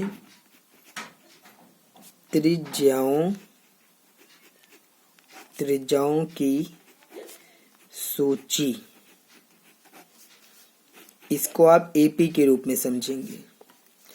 पहली त्रिज्या कितनी है, पहली त्रिज्या हमारे पास है 0.5। दूसरी कितनी है 1। फिर तीसरी कितनी है 1.5। फिर चौथी कितनी है 2। इस प्रकार से चलता रहेगा, ठीक है। तो जब आप यहाँ पर ध्यान से देखेंगे, अगर आप इसको ध्यान से देखेंगे तो त्रिज्याएं यहाँ पर क्या हो रही हैं, त्रिज्याएं बढ़ रही हैं। पहले 0.5 था, फिर 1 हुआ, यानी कि 0.5 बढ़ गया। फिर 0.5 बढ़ा तो 1.5 हुआ, फिर 0.5 बढ़ा फिर 2 हुआ। तो इस प्रकार से ये बनना है। अब हम आते हैं क्वेश्चन के ऊपर। हमें ये जो लंबाई ज्ञात करनी है L1, यानी कि हमें जो लंबाई ज्ञात करनी है L1 की ज्ञात करनी है, L2 की ज्ञात करनी है, L3 की ज्ञात करनी है, L4 की ज्ञात करनी है। और कब तक ज्ञात करने के लिए बोला है क्वेश्चन में, इसको देख लेते हैं। वाले उत्तरोत्तर अर्धवृत्तों को खींचकर एक सर्पिल बनाया गया है, जैसे कि आकृति में दर्शाया गया है। 13 क्रमागत अर्धवृत्तों से बने इस सर्पिल की कुल लंबाई ज्ञात करनी है। ठीक है ना, यानी कि हमें जो ज्ञात करना है, पहले तो हमें कुल लंबाई ज्ञात करनी है 13, यानी कि 13 अर्धवृत्तों 13 अर्धवृत्तों से बने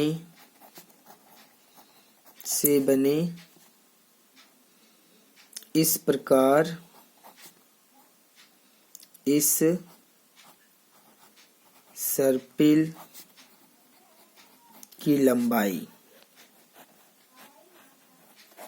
बराबर, पहले अर्धवृत्त की लंबाई क्या होगी, L1 प्लस दूसरे वाले की क्या होगी, L2, तीसरे वाले की L3, चौथे वाले की L4।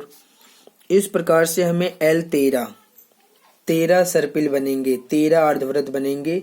इन सभी की लंबाई हमें ज्ञात करनी है। ठीक है, तो अर्धवृत्त की लंबाई को ज्ञात करने का फॉर्मूला यहाँ पर आपको समझना पड़ेगा। हम L1 की लंबाई ज्ञात करेंगे, L2 की। तो पहले ये L1 क्या है, अर्धवृत्त है, तो उस लंबाई को ज्ञात करने का फॉर्मूला समझिए आप पहले तो, यानी कि L1 क्या है, अर्धवृत्त है। ये अर्धवृत्त की लंबाई, तो L1 अपने आप में अर्धवृत्त की लंबाई है। उसकी लंबाई को ज्ञात करने का फॉर्मूला होता है, क्या होता है, फॉर्मूला होता है, देखिए मैं आपको समझा देता हूं। अगर ये पूरा वृत्त है, पूरा अगर गोल वृत्त होता, तो इसकी लंबाई का फॉर्मूला होता है 2πr। ये फॉर्मूला है। अगर ये पूरा वृत्त गोल है तो उसकी लंबाई का फॉर्मूला होता है 2πr। अब क्योंकि आधा लेना है तो हमें इसका भी आधा करना पड़ेगा, तो 2 से 2 कट जाएगा और अर्धवृत्त की लंबाई का फॉर्मूला क्या बनेगा, πr बनेगा। क्या बन जाएगा, πr बन जाएगा।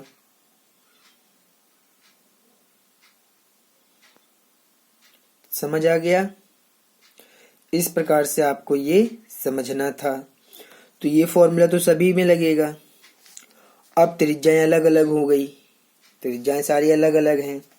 तो अगर आप इसको ध्यान से देखेंगे तो L1 आपका कितना हो गया, πr, क्योंकि ये L1 है, इसकी त्रिज्या को R1 मान लीजिए।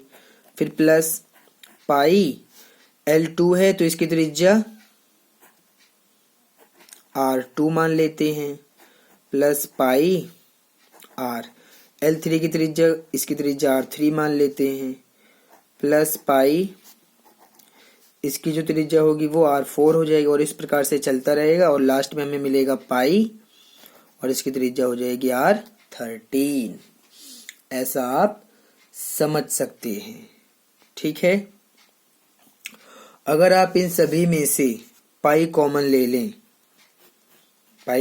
लें तो आपको मिलेगा R1 plus R2 plus R3 plus R4 dot dot dot और R13, ऐसा आपको मिल जाएगा।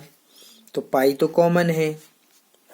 अब R1, पहली त्रिज्या कितनी थी क्वेश्चन में, पहली त्रिज्या है 0.5, दूसरी त्रिज्या है 1, फिर तीसरी है 1.5, फिर चौथी है 2, फिर इस प्रकार से चलता रहेगा और R13 की त्रिज्या हमें पता नहीं है, इसकी त्रिज्या हमें पता नहीं है। तो अब ये जो संख्याओं की सूची आप देख रहे हो, इसमें आप फॉर्मूला लगा दीजिए। इसमें आप क्या करेंगे, फॉर्मूला लगा देंगे। तो पाई तो रहेगा ही रहेगा, पाई आपका रहेगा क्योंकि ये अर्धवृत्त है और अर्धवृत्त के अंदर लंबाई का फॉर्मूला ज्ञात करने का क्या फॉर्मूला है? अर्धवृत्त की लंबाई ज्ञात करने का फॉर्मूला है पाई आर। ठीक है, तो पाई तो आपका क्योंकि कॉमन है, हमने कॉमन ले लिया है, बाकी इसमें फॉर्मूला लगा दीजिए। तो गुणा, ये अपने आप में एक एपी बन रही है। क्या बन रही है? एक एपी बन रही है। तो इसमें फॉर्मूला क्या लगेगा हमारा? एसएन का फॉर्मूला लगेगा। तो एसएन का फॉर्मूला लगा देते हैं। अब हम यहाँ पर लिख रहे हैं, हम योग मतलब कि कुल लंबाई ज्ञात करना चाहते हैं। कितने वृत्त का? 13 वृत्त का लंबाई ज्ञात करना चाहते हैं। तो फॉर्मूला रहेगा हमारा n/2 ब्रैकेट में 2a प्लस n-1 d। ये फॉर्मूला रहेगा हमारे पास। ठीक है, तो पाई की वैल्यू हम बाद में रखेंगे क्योंकि हमें 13 अर्धवृत्त हैं। तो 13/2 ब्रैकेट में 2 गुणा ए रहेगा प्रथम पद। प्रथम पद कितना है? 0.5।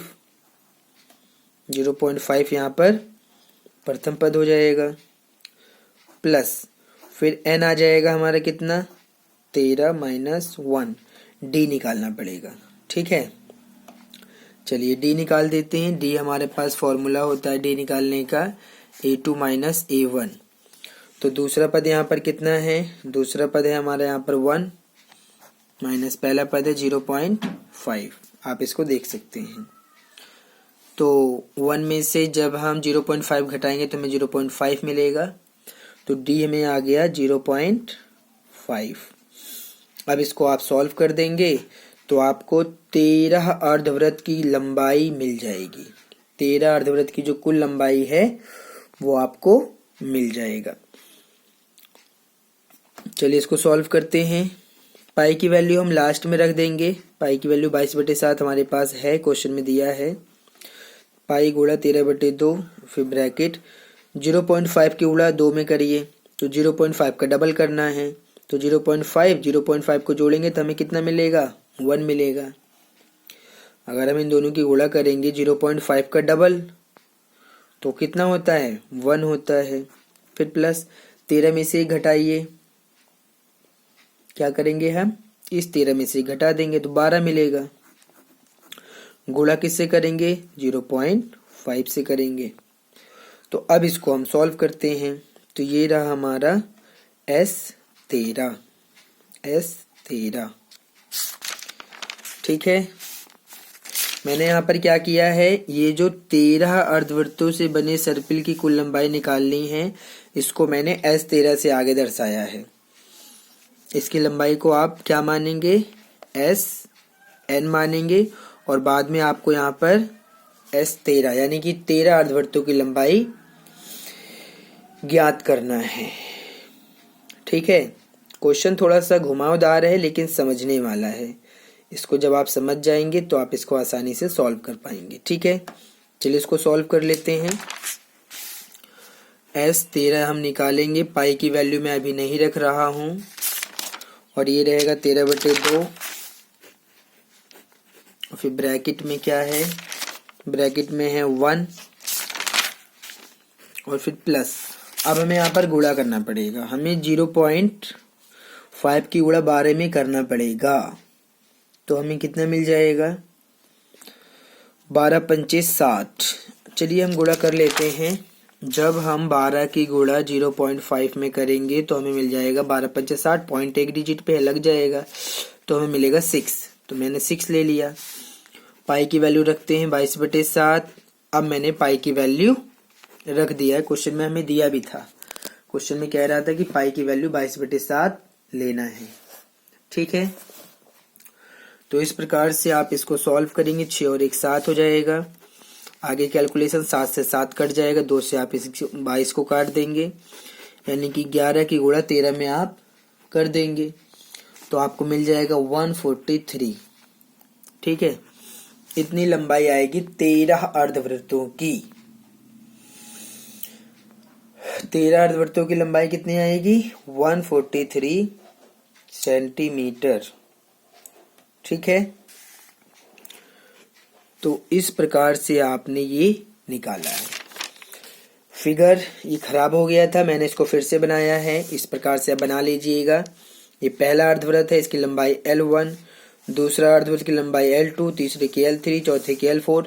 इस प्रकार से 13 अर्धवृत्त बनेंगे। और उन सभी की लंबाई निकालने के लिए मैंने आपको समझाया है कि अगर आप अर्धवृत्त की लंबाई निकालना चाहते हैं तो इसका फॉर्मूला होता है पाई आर। तो सबकी त्रिज्याएं अलग अलग हैं और 13 अर्धवृत्त बनेंगे, तो हमें सभी की लंबाई को जोड़ना पड़ेगा। L1 plus L2 plus L3 L4 L13 तक जोड़ेंगे। तो क्योंकि फॉर्मूला हमारा ये होता है, तो सभी की त्रिज्याओं को मैंने R1 R2 R3 से ले लिया। तो इन सभी में फॉर्मूला जब लगाएंगे तो पाई R1 पाई R2 पाई R3 पाई R4 इस प्रकार से चलेगा। पाई बाद में आप कॉमन ले लेंगे, यहाँ पर आपको संख्याओं की सूची मिलेगी। और ये जो संख्याओं की सूची मिल रही है, इन संख्याओं की सूची में आपने SN का फॉर्मूला लगा दिया, क्योंकि मुझे इन सब का योग ज्ञात करना था। इन सभी का योग मैंने ज्ञात कर लिया, लास्ट में पाई की वैल्यू रख लिया और क्वेश्चन को सॉल्व कर दिया। तो हमें मिल गया 143, यानी कि जो 13 अर्धवृत्त की कुल लंबाई आएगी वो कितनी आएगी, 143 सेंटीमीटर। इसको लिख लेते हैं। अतः 13 अर्धवृत्त की कुल लंबाई, 13 अर्धवृत्त की कुल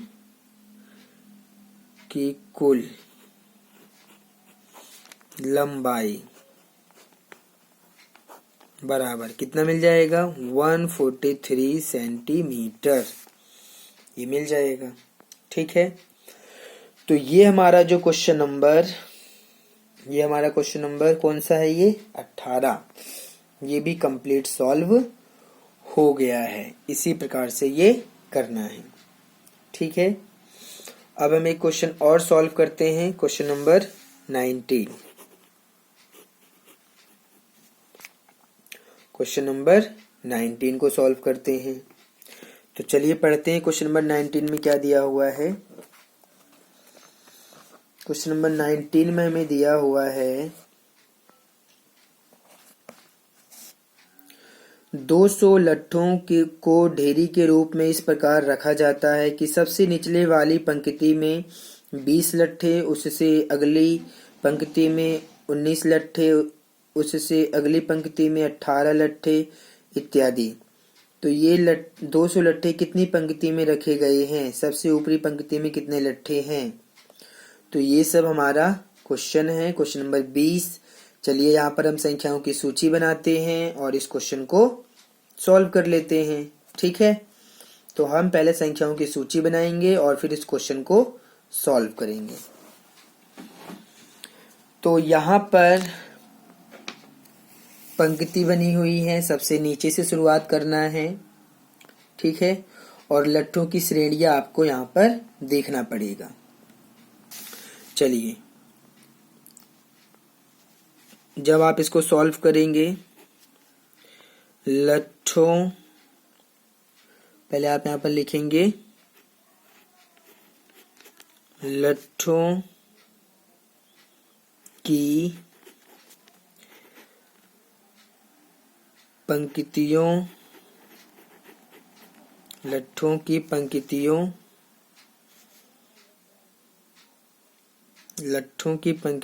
की सूची। ठीक है, सबसे नीचे से हम शुरू करेंगे और ऊपर तक हमें जाना है। तो सबसे नीचे वाले में कितने लट्ठे रखे गए हैं। क्वेश्चन में कहा गया है कि सबसे नीचे वाली पंक्ति में 20 लट्ठे हैं। चलिए, सबसे नीचे वाले में 20 हैं, फिर उससे अगली पंक्ति में 19 हैं, फिर उससे अगले में 18 हैं। अगर हम उसके आगे जाएंगे तो 17 मिलेगा और इस प्रकार से ये चलता रहेगा। ठीक है, तो कितनी पंक्ति बनेंगी वो हमें बताना है। ये तो पहली पंक्ति है, ये दूसरी पंक्ति है, ये तीसरी, ये चौथी है। कितनी पंक्ति, क्वेश्चन में पूछा गया है कि 200 लट्ठे कितनी पंक्ति में रखे गए हैं, यानी कि जो कुल लट्ठे यहाँ पर जो हमें दिए हुए हैं, कुल लट्ठे कितना है 200, यानी कि आप कह सकते हैं कि जो SN है वो आपका 200 है। ठीक है, प्रथम पद A कितना मिल जाएगा आप नीचे से समझेंगे, तो प्रथम पद यहाँ पर आपको 20 मिल जाएगा। जब आप D निकालेंगे, D निकालिए तो A2 माइनस A1, तो A2 19 माइनस A1 20, यानी कि घटाने पर हमें मिलेगा माइनस का 1। ठीक है, तो इस प्रकार से हमें n ज्ञात करना है कि कितनी पंक्ति बनेगी। अगर 200 लट्ठे हैं तो अगर पहली पंक्ति में 20 हैं, दूसरी पंक्ति में 19 लट्ठे हैं, तीसरे में 18 है, चौथे में 17 हैं, तो कितनी पंक्ति बनेगी, यानी कि पंक्तियों की संख्या यानी कि n हमें ज्ञात करना है। n क्या है, पंक्तियों की संख्या, पंक्तियों की संख्या,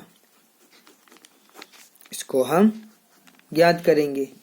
चलिए सॉल्व करें। ठीक है, फॉर्मूला लगाते हैं। योग का फॉर्मूला लगाएंगे क्योंकि हमारे पास 200 लट्ठे हैं, ये n ज्ञात करना है। चलिए इसको समझते हैं। ये मैंने संख्याओं की सूची बना दिया है क्योंकि मैंने आपको पहले ही कहा था कि अगर आप संख्याओं की सूची बना पाते हैं तभी आप क्वेश्चन को आसानी से सॉल्व कर पाएंगे। तो ये हमारा इस प्रकार से बन जाएगा।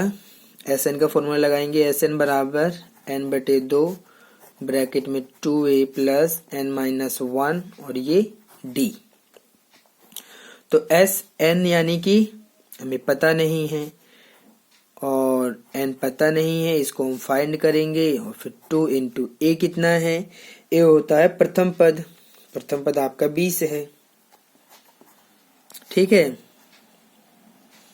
फिर प्लस n हमें निकालना है, d हम निकाल चुके हैं माइनस का 1, क्योंकि जो हमने लट्ठों की पंक्तियों की सूची बनाई है उसमें d हमने निकाला है -1। SN कुल लट्ठे कितने हैं 200, तो यहाँ पर आप 200 लिखेंगे बराबर n/2 20 दूनी 40 और फिर प्लस n-1 और फिर ये आपका गुणा में रहेगा माइनस का 1। अब हमें इसको सॉल्व करना है, तो इसको सॉल्व करने के लिए हमें इसको सॉल्व करना है। चलिए इसको सॉल्व कर लेते हैं। 200 n/2 ब्रैकेट में ये रहेगा 40, -1 की गुणा पूरे ब्रैकेट में करिए तो ये प्लस में है और ये माइनस में, तो प्लस माइनस माइनस का n हो जाएगा और माइनस माइनस ये हो जाएगा प्लस, 1 की गुणा 1 में करेंगे 1। इस प्रकार से इसको आप सॉल्व करेंगे। तो जब आप इसको सॉल्व करेंगे तो ये क्या बनेगा, n/2 ब्रैकेट में 40 और एक ये कितना हो जाएगा 41, यानी कि 41 हो जाएगा और माइनस का n और ये रहेगा 200। अब आप यहाँ पर क्रॉस मल्टीप्लाई कर लीजिए। 200 की गुणा 2 में करेंगे, 200 गुणा में 2, इसकी गुणा जब आप इस पूरे में करेंगे तो n ब्रैकेट में 41 माइनस का n, तो 200 की गुणा 2 में करते हैं तो ये रहा 400। n की पूरे ब्रैकेट में करिए तो 41 की n में करेंगे 41n, माइनस माइनस हो जाएगा माइनस प्लस हो जाएगा माइनस का n²।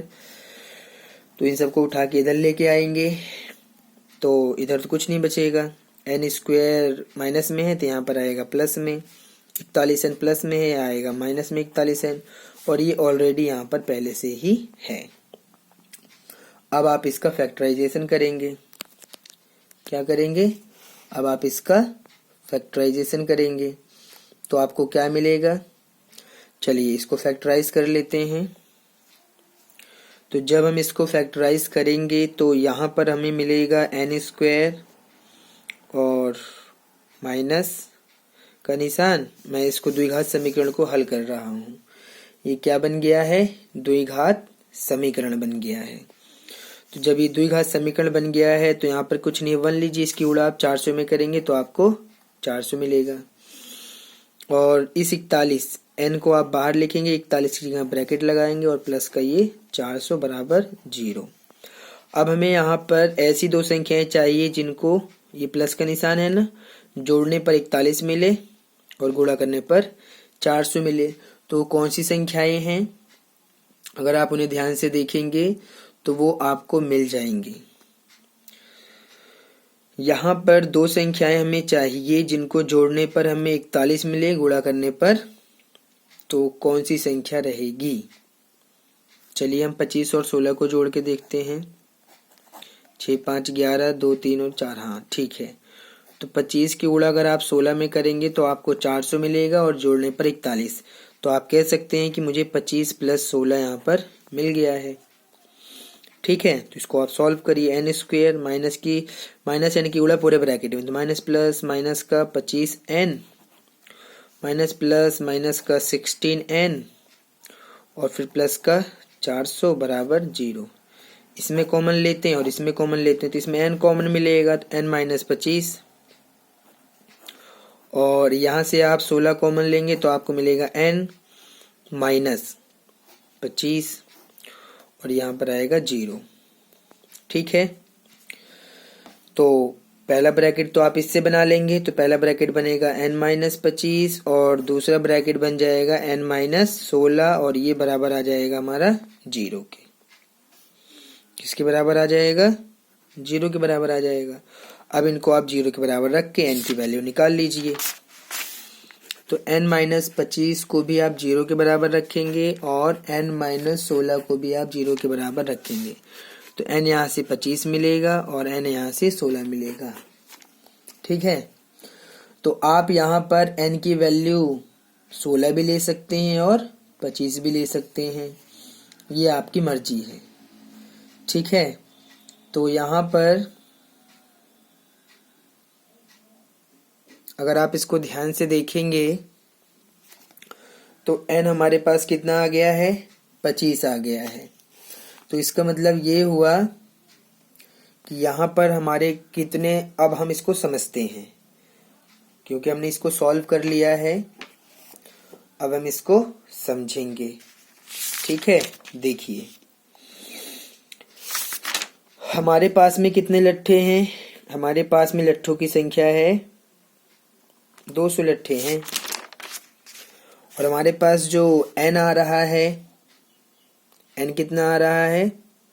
25 आ रहा है और 16 आ रहा है और ये दोनों ही धनात्मक हैं। तो यहाँ पर हमें समझना है कि हम इन दोनों में से n की वैल्यू 25 लें या n की वैल्यू 16 लें, ये समझना पड़ेगा ना। तो इसको आप तभी समझ पाएंगे जब आप इसको क्वेश्चन को n की वैल्यू को समझेंगे कि हमें क्या लेना सही रहेगा। ठीक है, हमारे पास में कुल लट्ठे 200 हैं। अगर हमारे पास 200 लट्ठे हैं और अगर मैं उनको 25 पंक्तियों में रखूंगा तो फिर 2 लट्ठे कम पड़ जाएंगे, लट्ठों की संख्या कम पड़ जाएगी।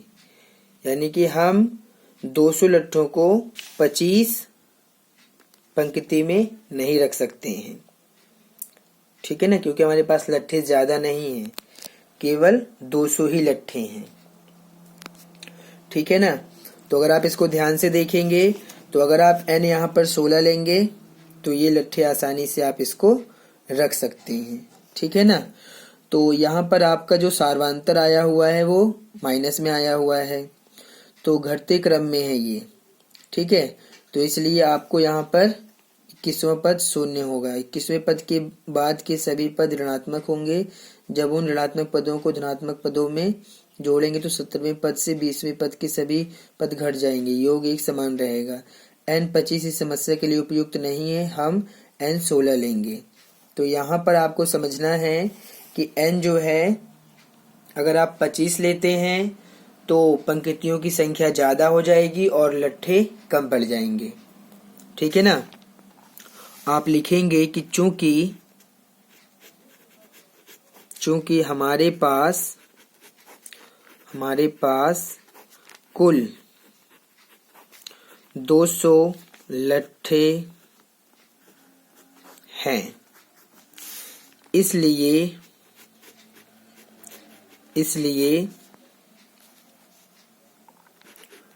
पंक्तियों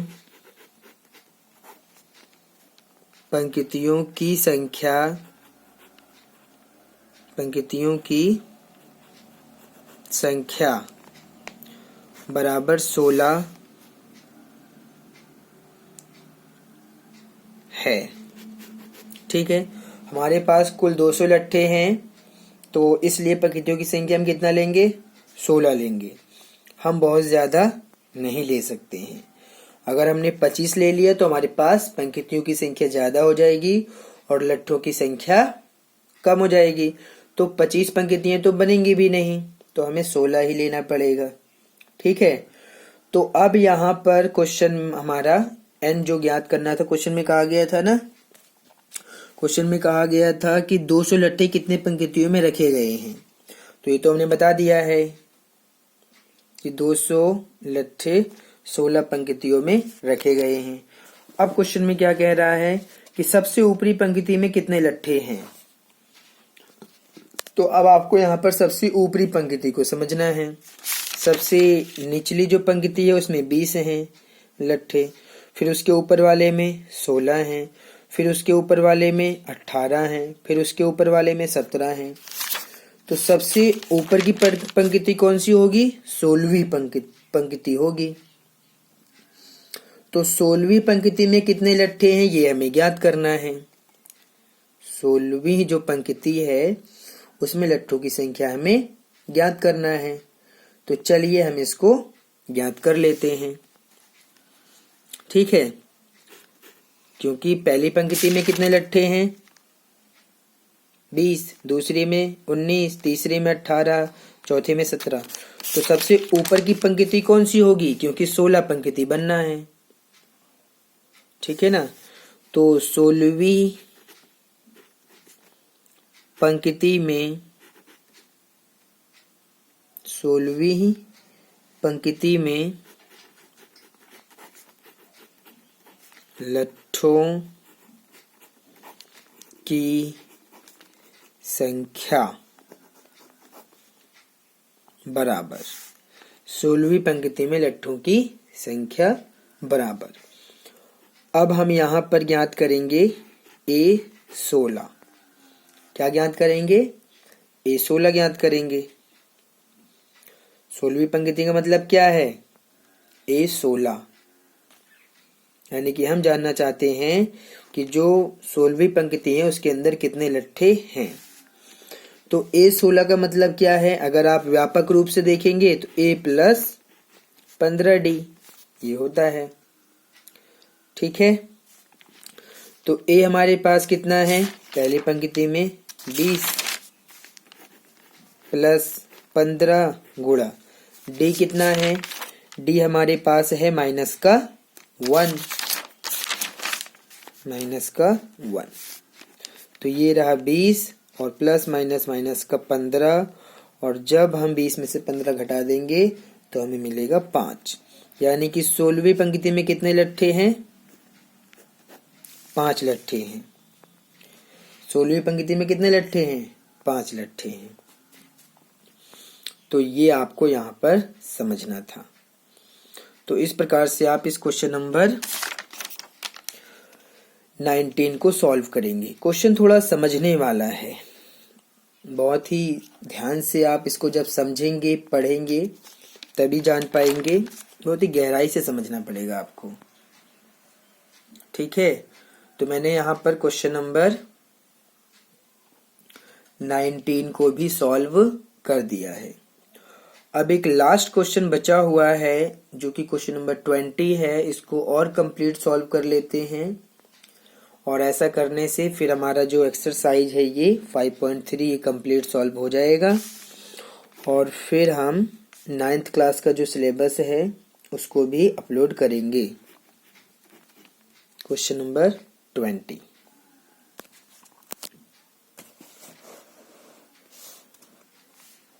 चलिए पढ़ते हैं क्वेश्चन में क्या कहा गया है।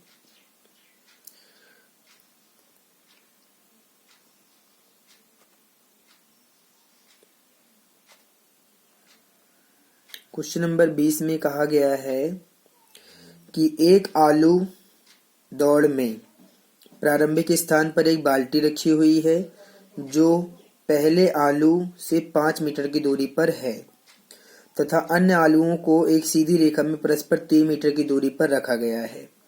इस रेखा पर 10 आलू रखे गए हैं। आप इसको देख लीजिएगा। प्रत्येक प्रतियोगी बाल्टी से चलना प्रारंभ करती है, निकटतम आलू को उठाती है, उसे लेकर वापस आकर दौड़कर बाल्टी में डालती है। दूसरा आलू उठाने के लिए वापस दौड़ती है, उसे उठाकर वापस बाल्टी में डालती है और वह ऐसा तब तक करती रहती है जब तक सभी आलू बाल्टी में ना आ जाए। इसमें प्रतियोगी को कुल कितनी दूरी दौड़नी पड़ेगी? संकेत भी दिया हुआ है हमें कि पहले और दूसरे आलूओं को उठाकर बाल्टी में डालने तक दौड़ी गई दूरी 2 गुणा 5 प्लस 2 गुणा 5 प्लस 3। ये आपको यहाँ पर समझना है, ठीक है। तो अगर आप इसको समझ पाएंगे तभी इस क्वेश्चन को आसानी से किया जा सकता है। चलिए पहले हम इस क्वेश्चन को समझते हैं और फिर इसको सॉल्व करेंगे। Question number 20। यहाँ पर अगर आप इसको ध्यान से देखें तो क्वेश्चन नंबर 20 में साफ साफ लिखा हुआ है कि एक आलू दौड़ है और यहाँ पर एक रेखा पर 10 आलू रखे गए हैं। तो मैं यहाँ पर एक रेखा बना देता हूँ।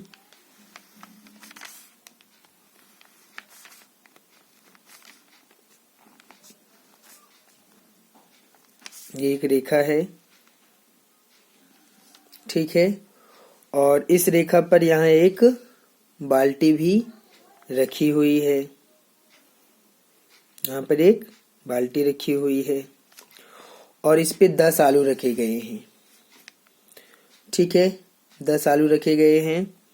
तो पहला आलू हो गया, फिर दूसरा आलू हो गया, तीसरा आलू हो गया, चौथा आलू हो गया, पांचवा आलू हो गया, छठा आलू हो गया, सातवां आलू हो गया, आठवां आलू हो गया, नौवां आलू हो गया और 10वां आलू हो गया। और ये 3 मीटर की दूरी पर रखा गया है।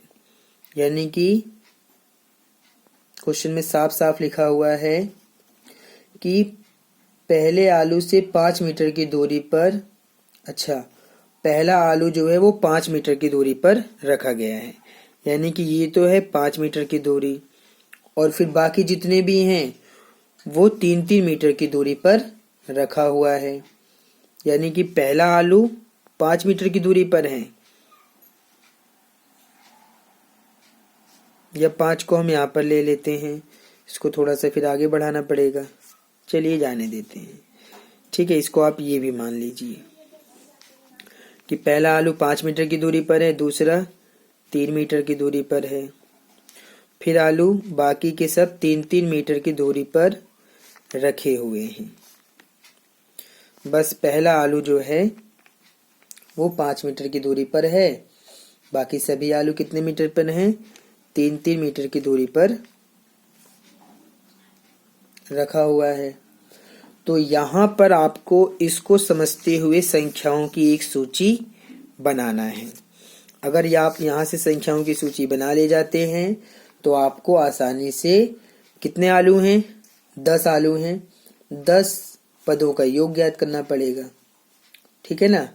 तो ये जो संख्याओं की सूची है, पहले आप इसको बनाइए। इसको देखने के बाद आपको क्या बनाना पड़ेगा? संख्याओं की सूची। और उसके बाद आप 10 आलू रखें, यानी कि 10 पदों का योग ज्ञात कर देंगे, ठीक है। चलिए संख्याओं की सूची हम समझते हैं। यानी कि यहाँ पर आप बनाएंगे संख्याओं की सूची। तो जब आप यहाँ पर संख्याओं की सूची बनाएंगे तो आप, क्योंकि ये दूरियां हैं, अपने आप में क्या है? ये दूरी है। पहले दूरी 5 मीटर, यानी कि पहला आलू उसको 5 मीटर की दूरी पर मिल जाएगा। बाकी सभी आलू 3-3 मीटर की दूरी पर रखे हुए हैं। तो यहाँ पर हम दूरियों की सूची निकालेंगे। किसकी निकालेंगे? दूरियों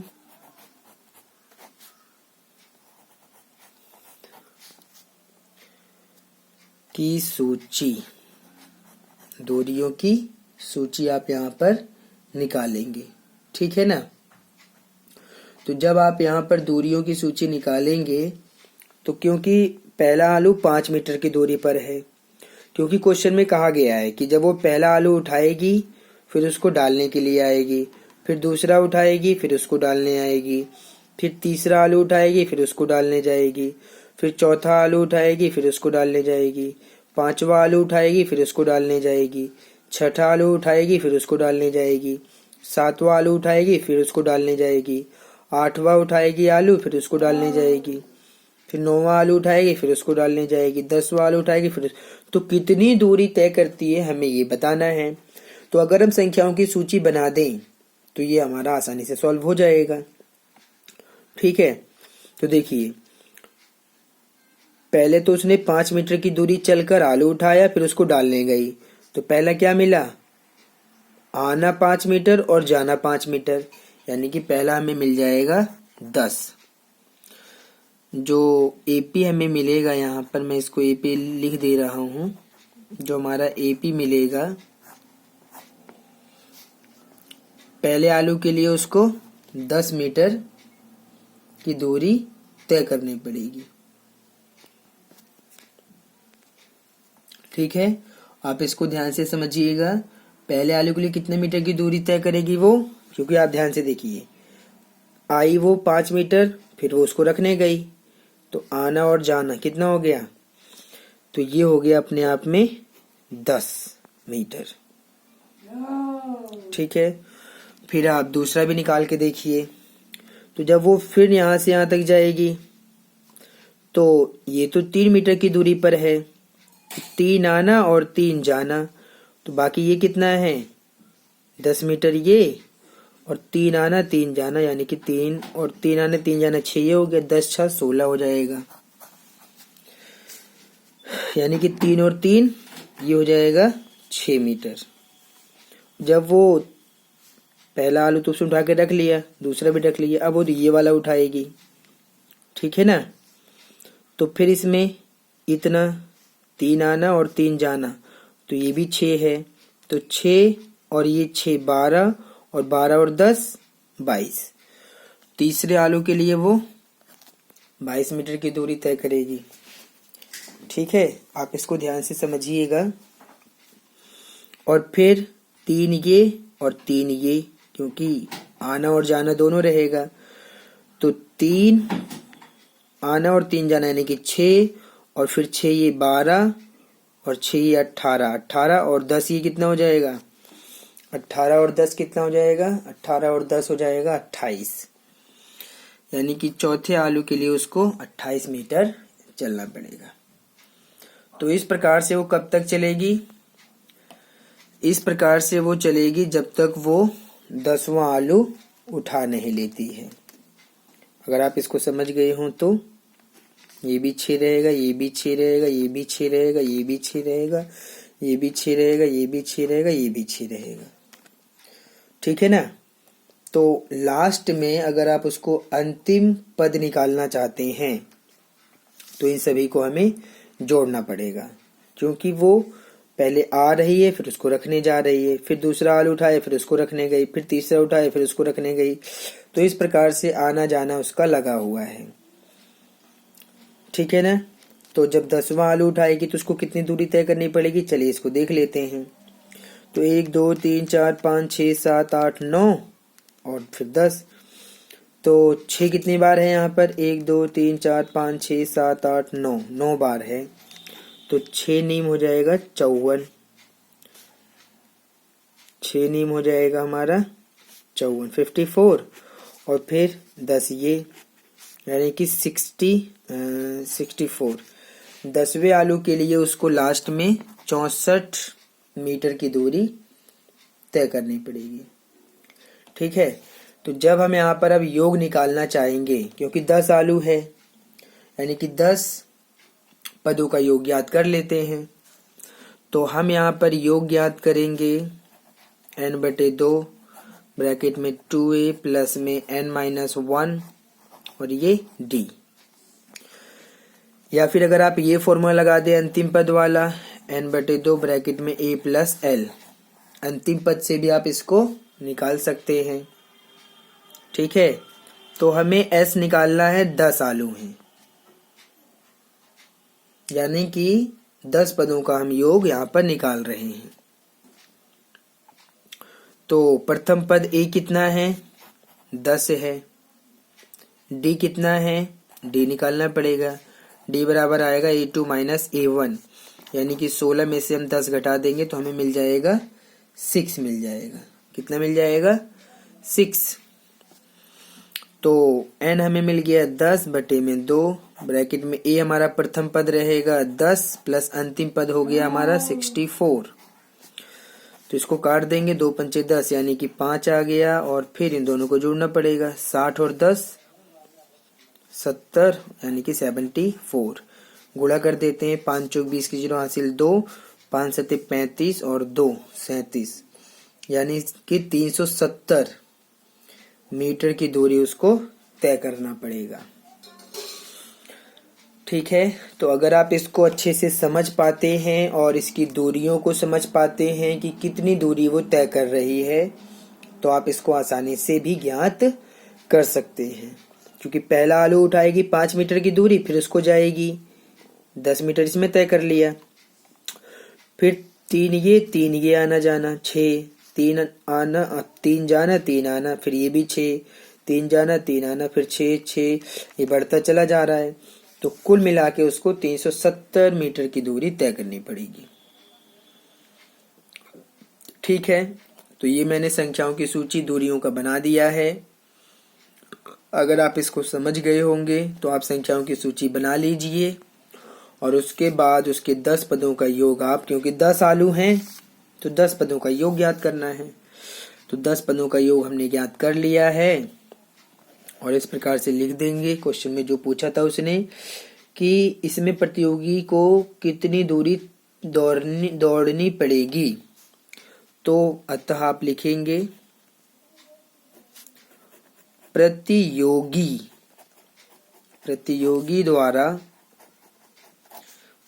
द्वारा 10 मिनट में, 10 आलुओं को उठाने में 10 आलुओं को उठाने में 10 आलुओं को उठाने के लिए कुल तय की गई